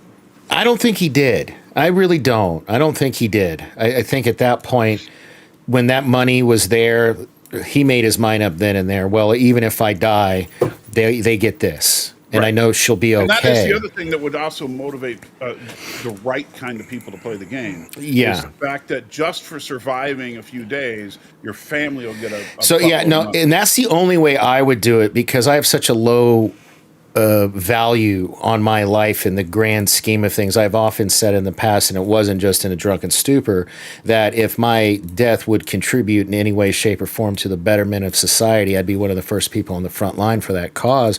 So if I found out that my family, my kids in general, like specifically, were going to be left a lot of money for me doing some crazy shit, I'd at least try. Probably wouldn't make it past hour 26, because they give you the first 24 for free. But yeah, they'd get something out of it for sure. So yeah, I think I like I think it's scary how feasible this dystopian future is. It's terrifying. And dude, what do you mean feasible? Let me read this to you again and remind you. I'm talking about a movie. It sounds like I'm talking about current day. We have network owns the news and the government. The only thing I would do is flip that around. We have podcasters are the only reliable form of news source telling the truth. AI changing videos to influence public opinion. Reality TV being the main source of television, with interactive social media encouraging people to snitch on others for personal gain. Which takes me to here in Nevada. They just opened up a website where they're encouraging people to snitch on motor vehiclists who are driving around with no tag or expired tags. What they want you to do is take a picture, upload it to this website, and you don't even get anything for it. You just do it. How in the first 30 days of this, it was a big news story. If you had to guess, and you're probably honestly going to underguess, but to me the number's still disgusting. We're raising a nation of snitches and little bitches now. What do you think the number was of people who took the time to take a photo and upload it to a website and get nothing out of it at all? Nothing. In Nevada? Nevada. Just happened. They just started opening this up. It seems like, because with no reward whatsoever, it takes away a lot of the motivation, but I'll say 10,000. 13,500. Hey, I was close. You were close. Yeah. Tell me how sad that is. They don't get a free gift card to Applebee's. They don't get like a discount on their registration. They don't get jack shit. And 13,500 people. Now, I would like to run this same test in a close-knit community where people actually know each other and care about each other and see how that number would be. Because, and I don't have the data for this, clearly just purely speculation. Vegas is very transient. I bet most of those were people who are not from Vegas, do not live in Vegas, probably some asshole entitled tourists who heard of this new thing and are uploading it. Otherwise, we got a lot of, and we very well could because it is Vegas. Otherwise, we got a lot of really shitty people here. And I think everybody who did that should be, something bad. I'm not going to say they should get shot. I'm not going to be Hitler about it, but something bad should happen to them. That's just shitty. I want to know who those people are, because if I know any of those people, I don't want to have anything to do with those people. You are in luck, Danny, because I just put up a website to where if you know who it is that snitched on the guys, you put their picture up on this website. Yeah. Just make it worse. Just eats a snake eating its own tail. I get it. So, now, but anyway, I just described the movie, and I already gave you one real life example of how we're doing this stuff. That's why I'm saying that it's so feasible. I don't think It's happening. It's not feasible, man. It's happening. What are you, blind? It's happening. We haven't had Death TV yet. We got Stephen Colbert will no longer be on the air. A show that's been around for 30, 40 years will no longer be on the air. It's an American institution that's been around since the original Ford network. Sorry for all you Zoomers and whatever they're calling all these new ones, alphas or whatever. It used to mean something. It used to be a big deal. You used to tune into the news and it used to mean something. It used to be, you could take it as truth, as fact. Now I gotta fact check the news. What the hell's that's why I don't even watch the news I get most of my news from internet sources that I've vetted and that I trust. You know what I mean? Because you have to. And then even then I'll do a little bit of deep diving if I care enough about it. It's here, bro. The only thing missing is the actual TV show, The Running Man, which will probably be here before I die. They just won't call it The Running Man. They should. Or maybe they will. Who knows? They get the branding already. So yeah, I was. But now, where the Running Man film I think fell apart for me is the ending. I don't think they really stuck the ending because I think it got to the point where you know once the contest was technically over. And we got into the whole double cross and all that stuff on the airplane. That was all fine and dandy, but then you start getting into the conspiracy theory thing and how he somehow survived, and then he magically appears in the studio to get his revenge, and then he magically shows up in front of his wife to, you know, have a happy, sappy Hollywood ending. I think all that felt really disjointed to me. Really? Yeah, it just felt like they were just kind of jumping around at random, like this was. It might be they might have tested with screen audiences and didn't like the ending because I think he died in the original ending. I think the family was definitely dead in the original ending, and I don't know how it happens. Really, I'd like to know how it happens in the book. To be honest with you, I'm looking it up now. Yeah, because. It did feel like, first of all, even if she didn't die, why would they not kill her after the fact? If, you know, with Ben getting away, defying the network, putting the whole world in a total chaos. He does die. And so they probably did that.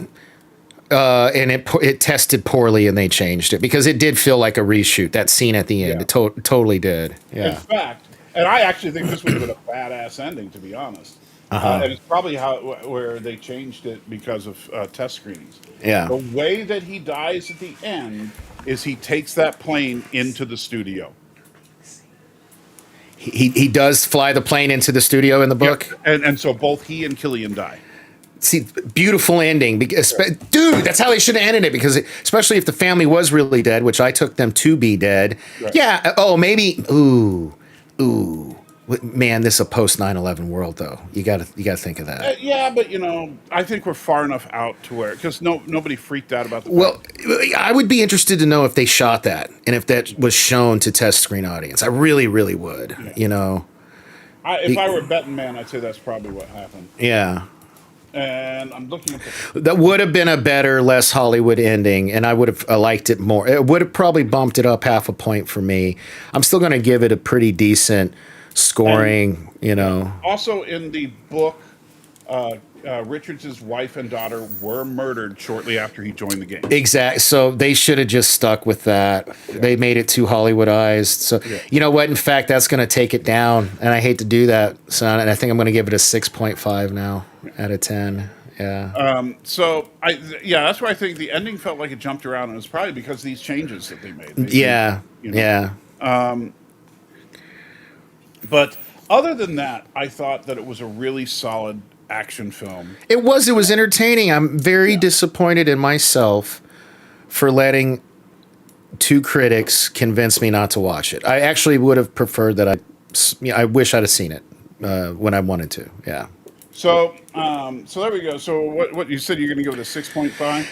Yeah, I'm going to give it a 65. I was going to give it a 7, but now that you've told, like, maybe I should still give it a 7. I don't know. It's not fair for me to. I was good. As a good 6 point. Yeah, I'm going to give it a 65% on Criticless is what I'm going to do. Yeah. So 6.5 out of 10. I'm going to give it a 64 just so that I can undercut you a little. Hey, that's fine. That's fine. So like the price is right, you know. So speaking of undercutting, boy, did they undercut the Wizard of Oz.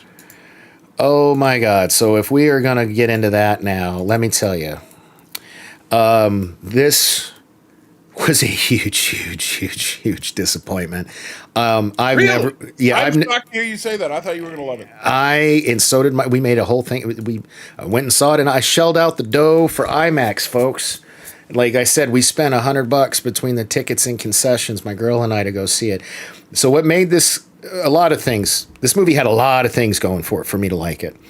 I loved the first one. I never saw the play, was not familiar with the book, none of it. I am a huge, lifelong Wizard of Oz fan. It holds a very special place in my heart for personal reasons I don't care to get into. But I've always loved the Wizard of Oz. If I can ever afford it, I want to go see the Wizard of Oz at the Sphere.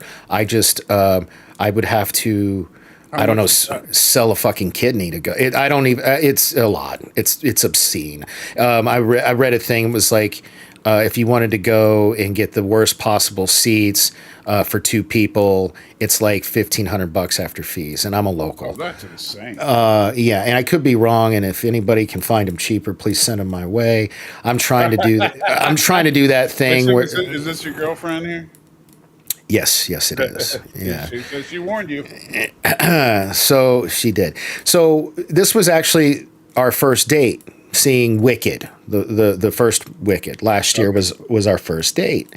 Maybe that's why you liked it so much. No, it was my 3rd time seeing it when I took her to see it.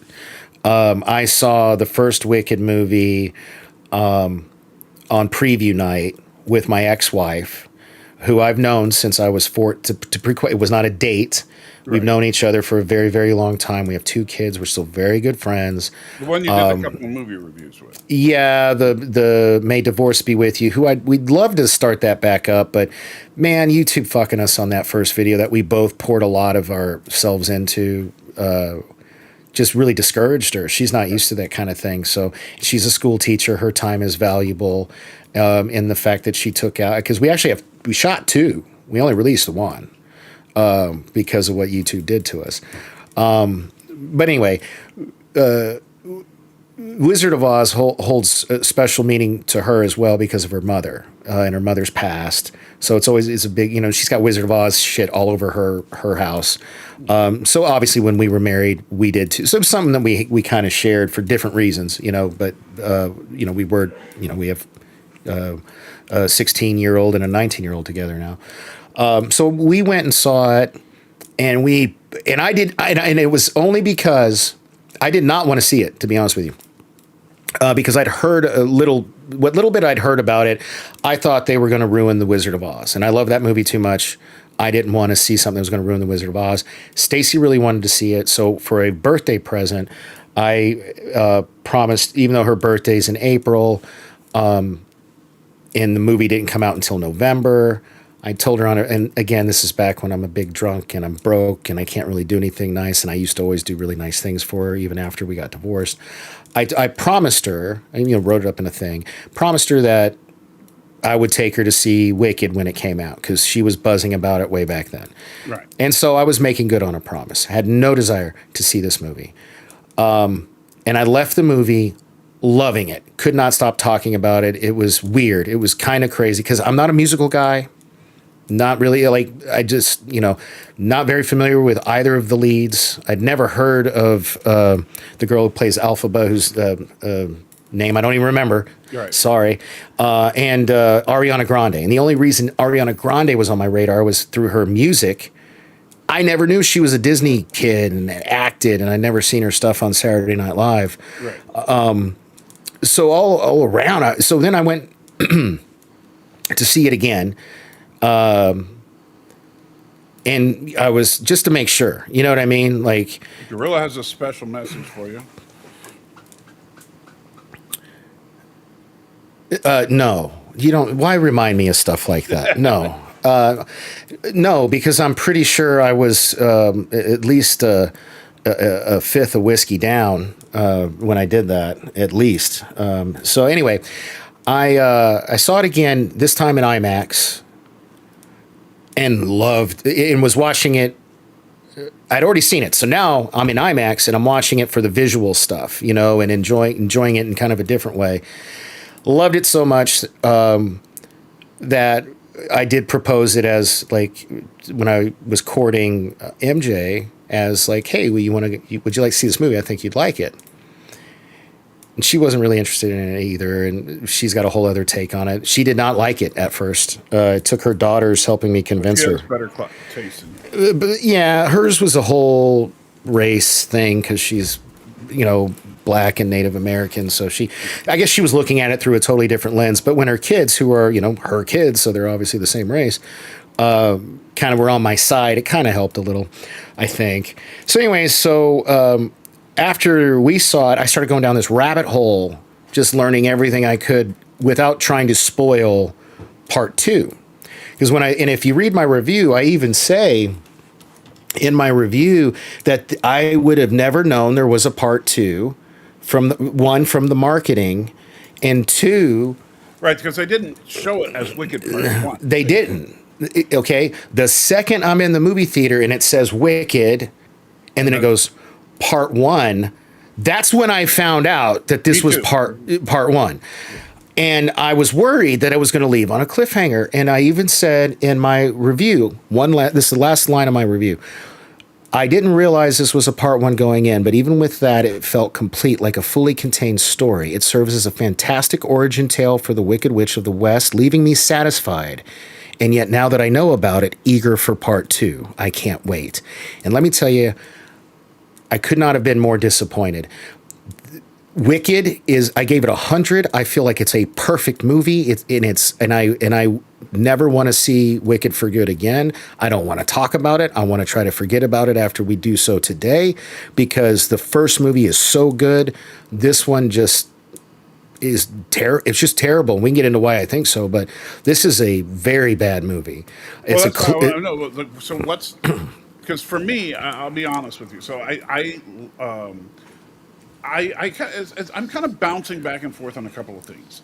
With the first film, I thought the first film was more fun, but it was a lighter tone.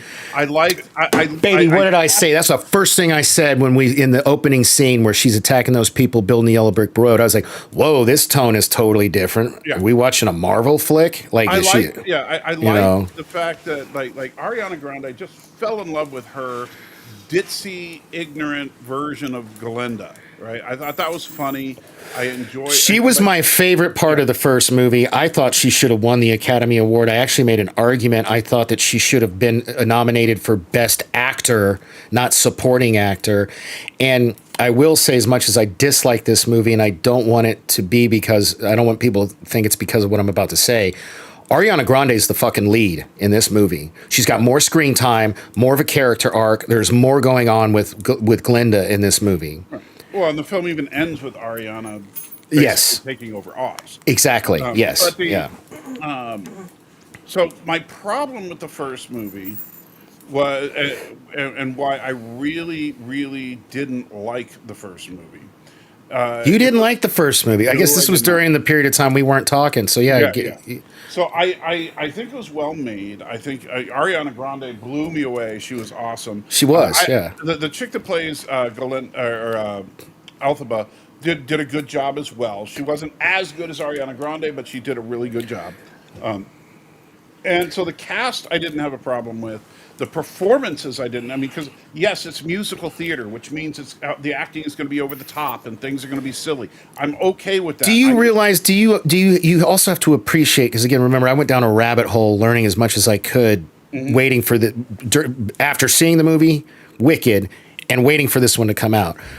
The shit they did, man, has got to be applauded. They should have won more awards. I mean, every single take these actors did. They're singing like as best as they can every single take while acting. Like that's not an easy feat. Because the thing is, like when you're doing actual musical theater on stage, you'd only get one take, right? Yeah, and so the advantage of doing it for film is that you get multiple takes. Well, it's but it's also a disadvantage, man. Yeah, I mean, I don't know. I'm a singer. I don't know if you're a singer or not, but as a singer, I can't sing that would be. I have a tremendous amount of respect for them as a singer. Like that's got to be hard. But going back, let me finish now. Yeah. Sorry. I know you're passionate about this, but relax. With the first film, while I thought the performances were great, I thought the musical theater aspect of it was great, I could not get past the fact that they were taking a gigantic, massive dump on The Wizard of Oz. Now, you didn't think they did. I absolutely think they did.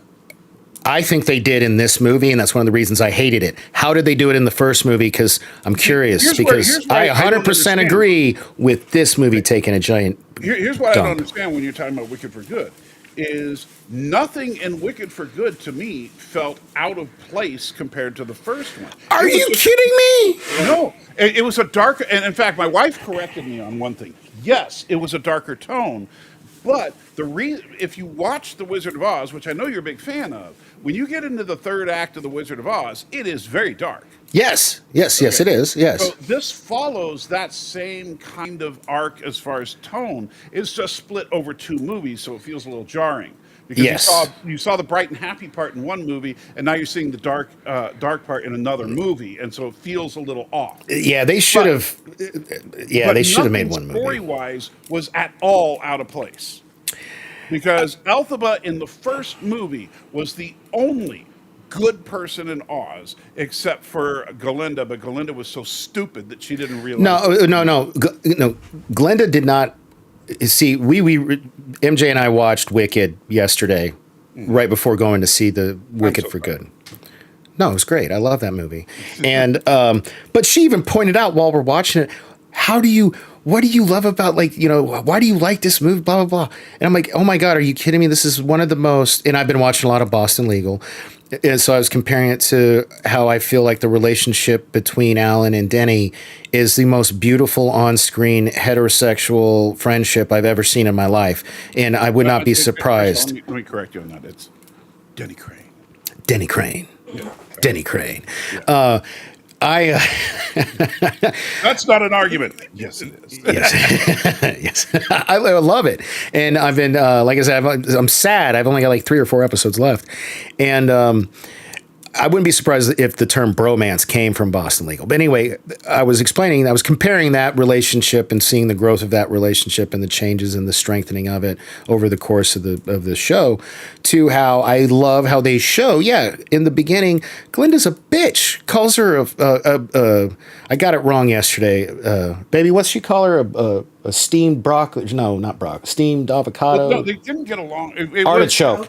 He called her she calls her a steamed artichoke in the class. She says all this mean stuff. She gives her the hat, does all this mean stuff. Right. But then she has the moment at the Ozdust where she shifts, and then she starts to want to become a good person, and you see that growth. So I would argue that not even Glinda is a good person in the first movie. So I would just say Glinda grew in that movie. Yes. And by the way, I want to say, so Steve Preach was saying, assume they overdub all the singing that's not all live and set. Yes, that is. But what they do is they did a combination, especially for the montages that they do. Typically for a film, if you're doing a film of a musical, what they will do is they do actually sing while they're filming it.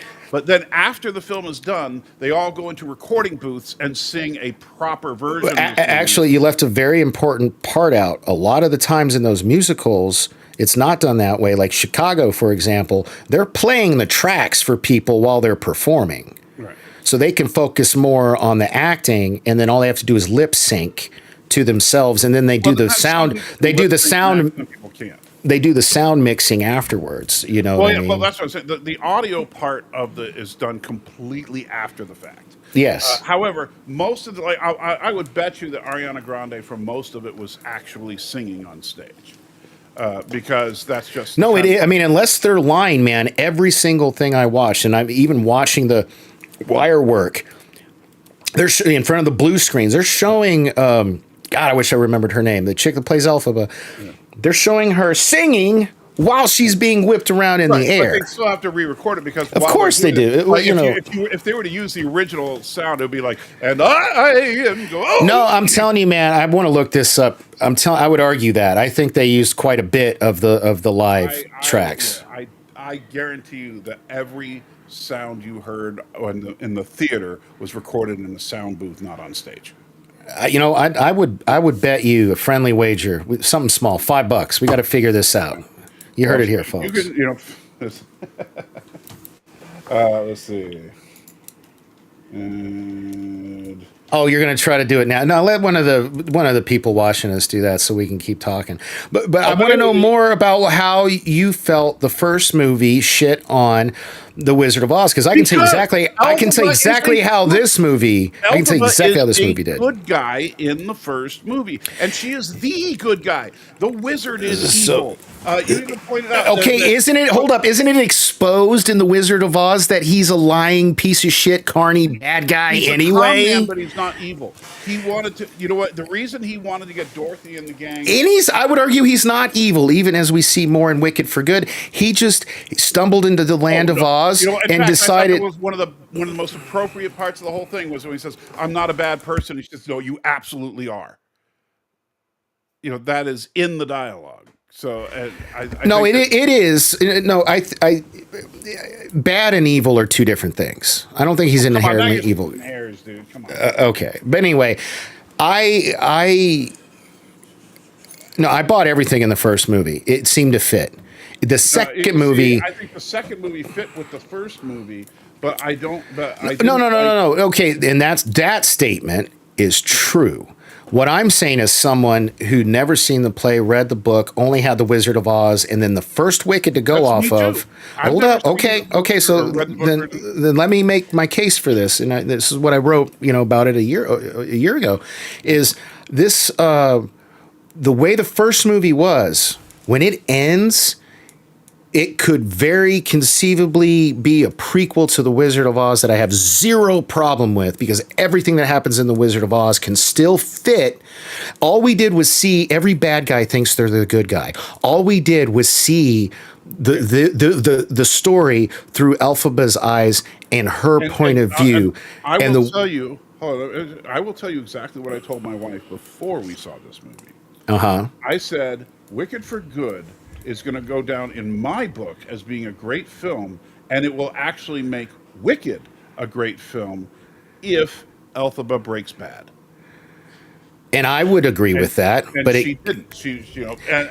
But not only that, she kind of flirts with it when that one when she changes. Come on, Elphaba, which wasn't her name, but dude, I'm not arguing with you. I'm agreeing with you. I'm saying one of the most iconic, pure evil characters. Yes, in the history. Yeah. So that's what I'm saying. Yeah. That's where the shit starts to fall apart. Is everything now in your version of events?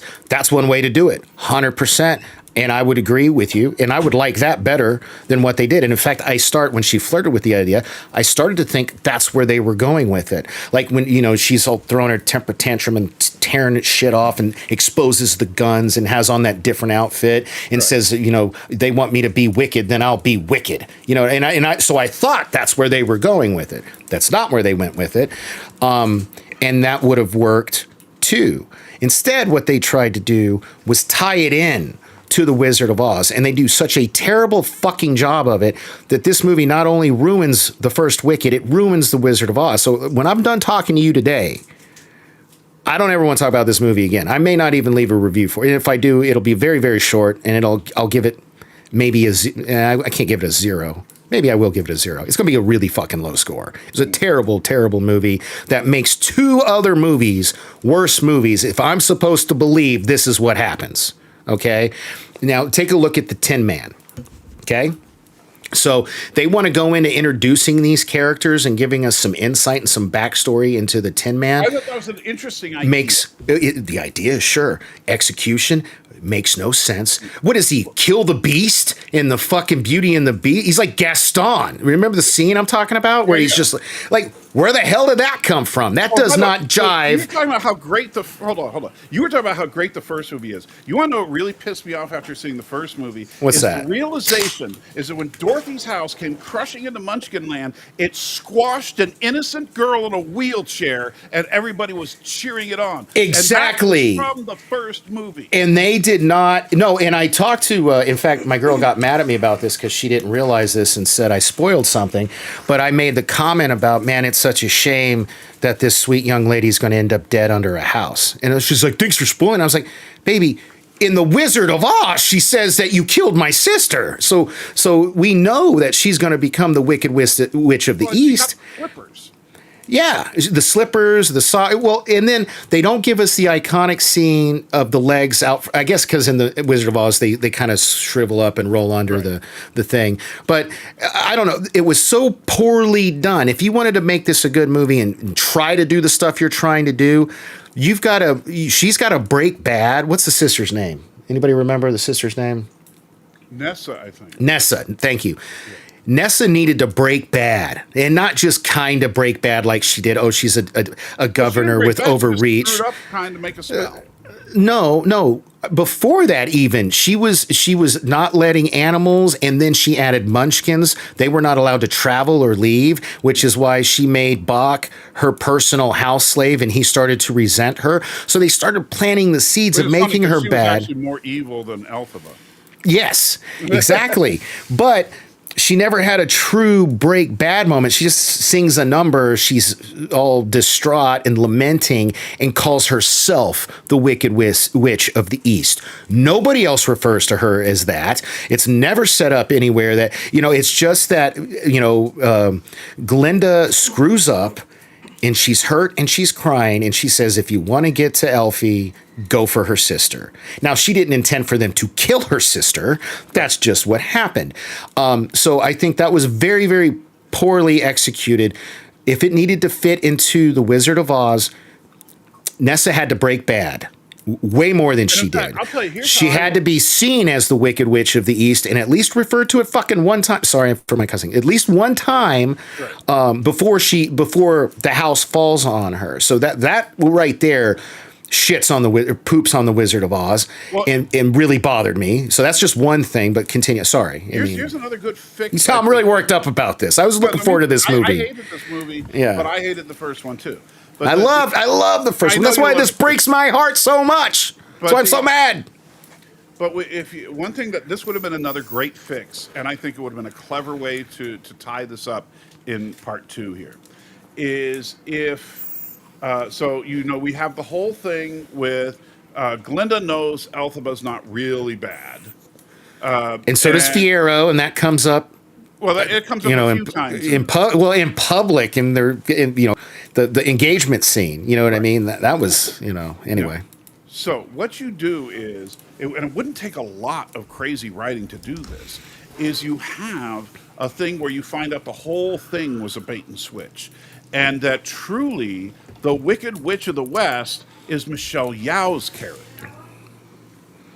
That could have been cool. Yeah, and so because she was powerful. I mean, dang, she could control the weather. She's basically Storm. We could find out the only thing she was good at is controlling the weather, which is still impressive as hell, But I'm saying that, so if you made it so that at some point Elphaba was breaking good, and they were, she and Glinda were trying to, say, hey, there's corruption going on, and then they end up, the final fight, if you will, is between Elphaba, Glinda, and Michelle Yeoh's character, and Michelle Yeoh ends up beating them and kills Elphaba, but in doing so somehow transfers her green energy to herself, and she becomes the iconic Wicked Witch of the West. Stop writing a better movie than I saw, but that was good. That was good. One little thing that I was happy with that happened, that I was talking to my girl about before we saw Wicked for Good, and I was worried that they would never answer the question or address it, and it would just be one of those things I'd have to wonder about forever. Thankfully, they did. I was like, I think the wizard is Elphaba's dad. Yeah, because I thought that was obvious in the first one. Oh, see, then maybe I'm stupid. I didn't think it was obvious. I thought it was like a definitely maybe is what I thought. You know what I mean? But not obvious. And it was all because of the green bottle. And then when he started drinking out of the green bottle and then offered it to... Yeah, rewatch the first one. Yeah. Well, I just did. And... yeah, but I mean, with that specifically, she was yes, no. Well, now I want to watch it again. Now that I know for sure that's what it is, you know what I mean. So definitely, and I will watch. That's what I thought from day one when we saw the first one. I thought. Well, I'm just glad that they spelled it out for morons like me. Then, disgusting, by the way. I agree. I was sitting there thinking, my God, you're taking one of the greatest family films of all time, and the first thing you do is show that it was because a munchkin screwed the wizard while drinking some weird love potion, and that's what created the Wicked Witch of the West. Yeah, no, I again. And then in this second movie, we have an entire musical number dedicated to foreplay.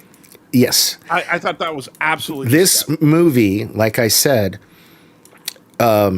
did the opposite thing of Rogue One. I will argue till the day that I die, Rogue One makes Star Wars, aka A New Hope, a better movie. Thank you. I think Rogue One makes Star Wars a better movie. I think Wicked for Good makes Wicked and The Wizard of Oz a worse movie if I'm supposed to believe this shit's all canon. You know what I mean? And I just refuse to believe it is canon. I can't. Technically, it's not canon in the Oz series, but it's because it's It's not? No. Are we sure? No, because the canon of the Oz series is the novels. Okay. And, Books. We're talking about books again. Well, anyways, I'm talking about on screen. Right, but the original I series- felt like the first movie was very well done and could have been easily a part of Oz, the Wizard of Oz movie world canon. Better so than any other attempts that have been made, like with the Fairuza Balk and whatever. Because that movie, Return to Oz, was terrible. I thought Return to Oz was better than this crap. Well, it was better than Wicked for Good. It was Wicked for Wicked for Good. So Tin Man. That's just one of the problems. Where I do want to specifically talk about the points where they try to tie this to the Wizard of Oz, because they're trying to, man. You're telling me this ain't canon, but they're trying to. Okay, so we've got Tin Man, doesn't fit at all, and then they don't even have the decency to show us any. If you're trying to set this up, recreate a couple scenes or show us a couple of in between scenes when they're on the yellow brick road of these new interactions. At least establish. Is this? She doesn't set Scarecrow on fire. She doesn't do any. The only thing we see is that she kidnaps Dorothy. That's it. That's it. That's all we see. We see that. We see this Gaston-like performance from the Tin Man, but then they cut to the 4 people on the yellow brick road with Toto, and then we have or creatures, whatever. So now, and the funny thing is, I wanted to see more of the Cowardly Lion. I did too. Okay, let's talk about the Cowardly Lion, Now, shall we? I don't know, and I haven't looked it up. I don't know, but it sounded like they used audio from the original Wizard of Oz for the Cowardly Lion. I don't. For the one, because notice he only had one line in the entire movie, and it wasn't even speaking. It was just like, No, he has lines. He has lines. He says that because it doesn't make sense. He talks about how she kidnapped him from the only home he ever knew. No, Tin Man says that. He doesn't. I'm not rewatching this movie, but okay, I'll just take your word for it. In my brain, And Tin Man is in front of the crowd describing what she did to the lion. But the lion is just cowering while the whole time. So anyway, let's talk about that. Lion doesn't make sense. So in either aspect of the first Wicked movie or the Wizard of Oz, because in the first Wicked movie, they liberate that poor creature from captivity, and the last thing he sees is not Elphaba, because Fiyero runs off with him to take him somewhere safe, right? The cub, and okay, so what? Doesn't make sense there. Wizard of Oz, cuts to the Wizard of Oz, doesn't make sense there either. You know what I mean? Like, you think this shit would have come up, I don't know, once, right? It doesn't. Don't have a lot to say about the Cowardly Lion because he's in it a lot less than the other two. Now let's look at Scarecrow. Makes zero sense. Like, try to fit that round, peg in a square hole for me. Can you do it? I mean, explain. No, it makes no sense. What's the logic? Because here's the thing about Scarecrow. So Elphaba turns her boyfriend into the Scarecrow, and then on accident. Well, no, I know, but then about 18 seconds later, Dorothy finds him. That's the only way the timeline works. Yeah, and wait, how and none of this shit comes up? Yeah. Right, and the fact that because obviously Scarecrow knows the whole thing because they run off together, and of course the final shot is Elphaba spitting up some straw. But they should have never, ever, and I don't know what they do in the musical, but I hear it's very faithful, so I probably won't like the musical. I'm never going to see it. They should have never, ever had those characters on screen in this way. They should have never tried to fit it in like that, integrate it like that. They should have led up to the moment before and just ended it there, and we've all seen The Wizard of Oz. And I like your idea. Elphaba said, because the first story is so good about showing us how we can take somebody who's good and turn them bad, where society turns them bad. Right, we're convinced they're bad just because of some superficial thing. Yes, and we almost got that in this movie, in that scene I was talking about, and we don't. If we'd have done that and then ended this movie right before the events of The Wizard of Oz, I'd probably like this movie a lot. But to me, it takes a big fat dump all over The Wizard of Oz. This movie in particular. Now, you were concerned about canon, so I did look that up. And fortunately, we can safely say, no, there's no canonical thing about Wicked because... Okay. So Wizard of Oz, now we know it was originally put out by MGM, but the current owner of the 1939 Wizard of Oz, as far as the rights are concerned, is Warner Brothers. Okay. Wicked was produced by Universal. Okay, well... So they are not part of the same... Then that's fine, and I can live with it. I still don't like Wicked 2 as a sequel to Wicked 1. Like either one of them. I'm not going to watch it, and I do think Wicked 1 was if I were freaking sitting at Warner Brothers, I'd be suing the crap out of Universal right now. Because, I'm sorry, I would sue them for both copyright infringement and defamation. something. And maybe that was why we could never see Dorothy's face. Maybe there was some kind of rights thing there. Why they did that. And they also, notice they made the point of showing the close-up of Tin Man's knees. Yes. The knees were robotic. Yes. I think they were doing that to try and say, see, it's a little bit different. Yeah, and which I also didn't make sense, did not like. And if that's the reason, so like, I don't know. This movie should have never... I'm sorry. Fuck the Broadway fans. All you fucking elites that can afford to go see plays on Broadway, good for you. This was made for mainstream. Wicked, period. The first Wicked should have been it, because they could have had their cake and eat it too. It can be its own thing. It's not canonical, but if you wanted to think it was, it makes perfect fucking sense. The first movie, to me, was a perfect movie. I loved it.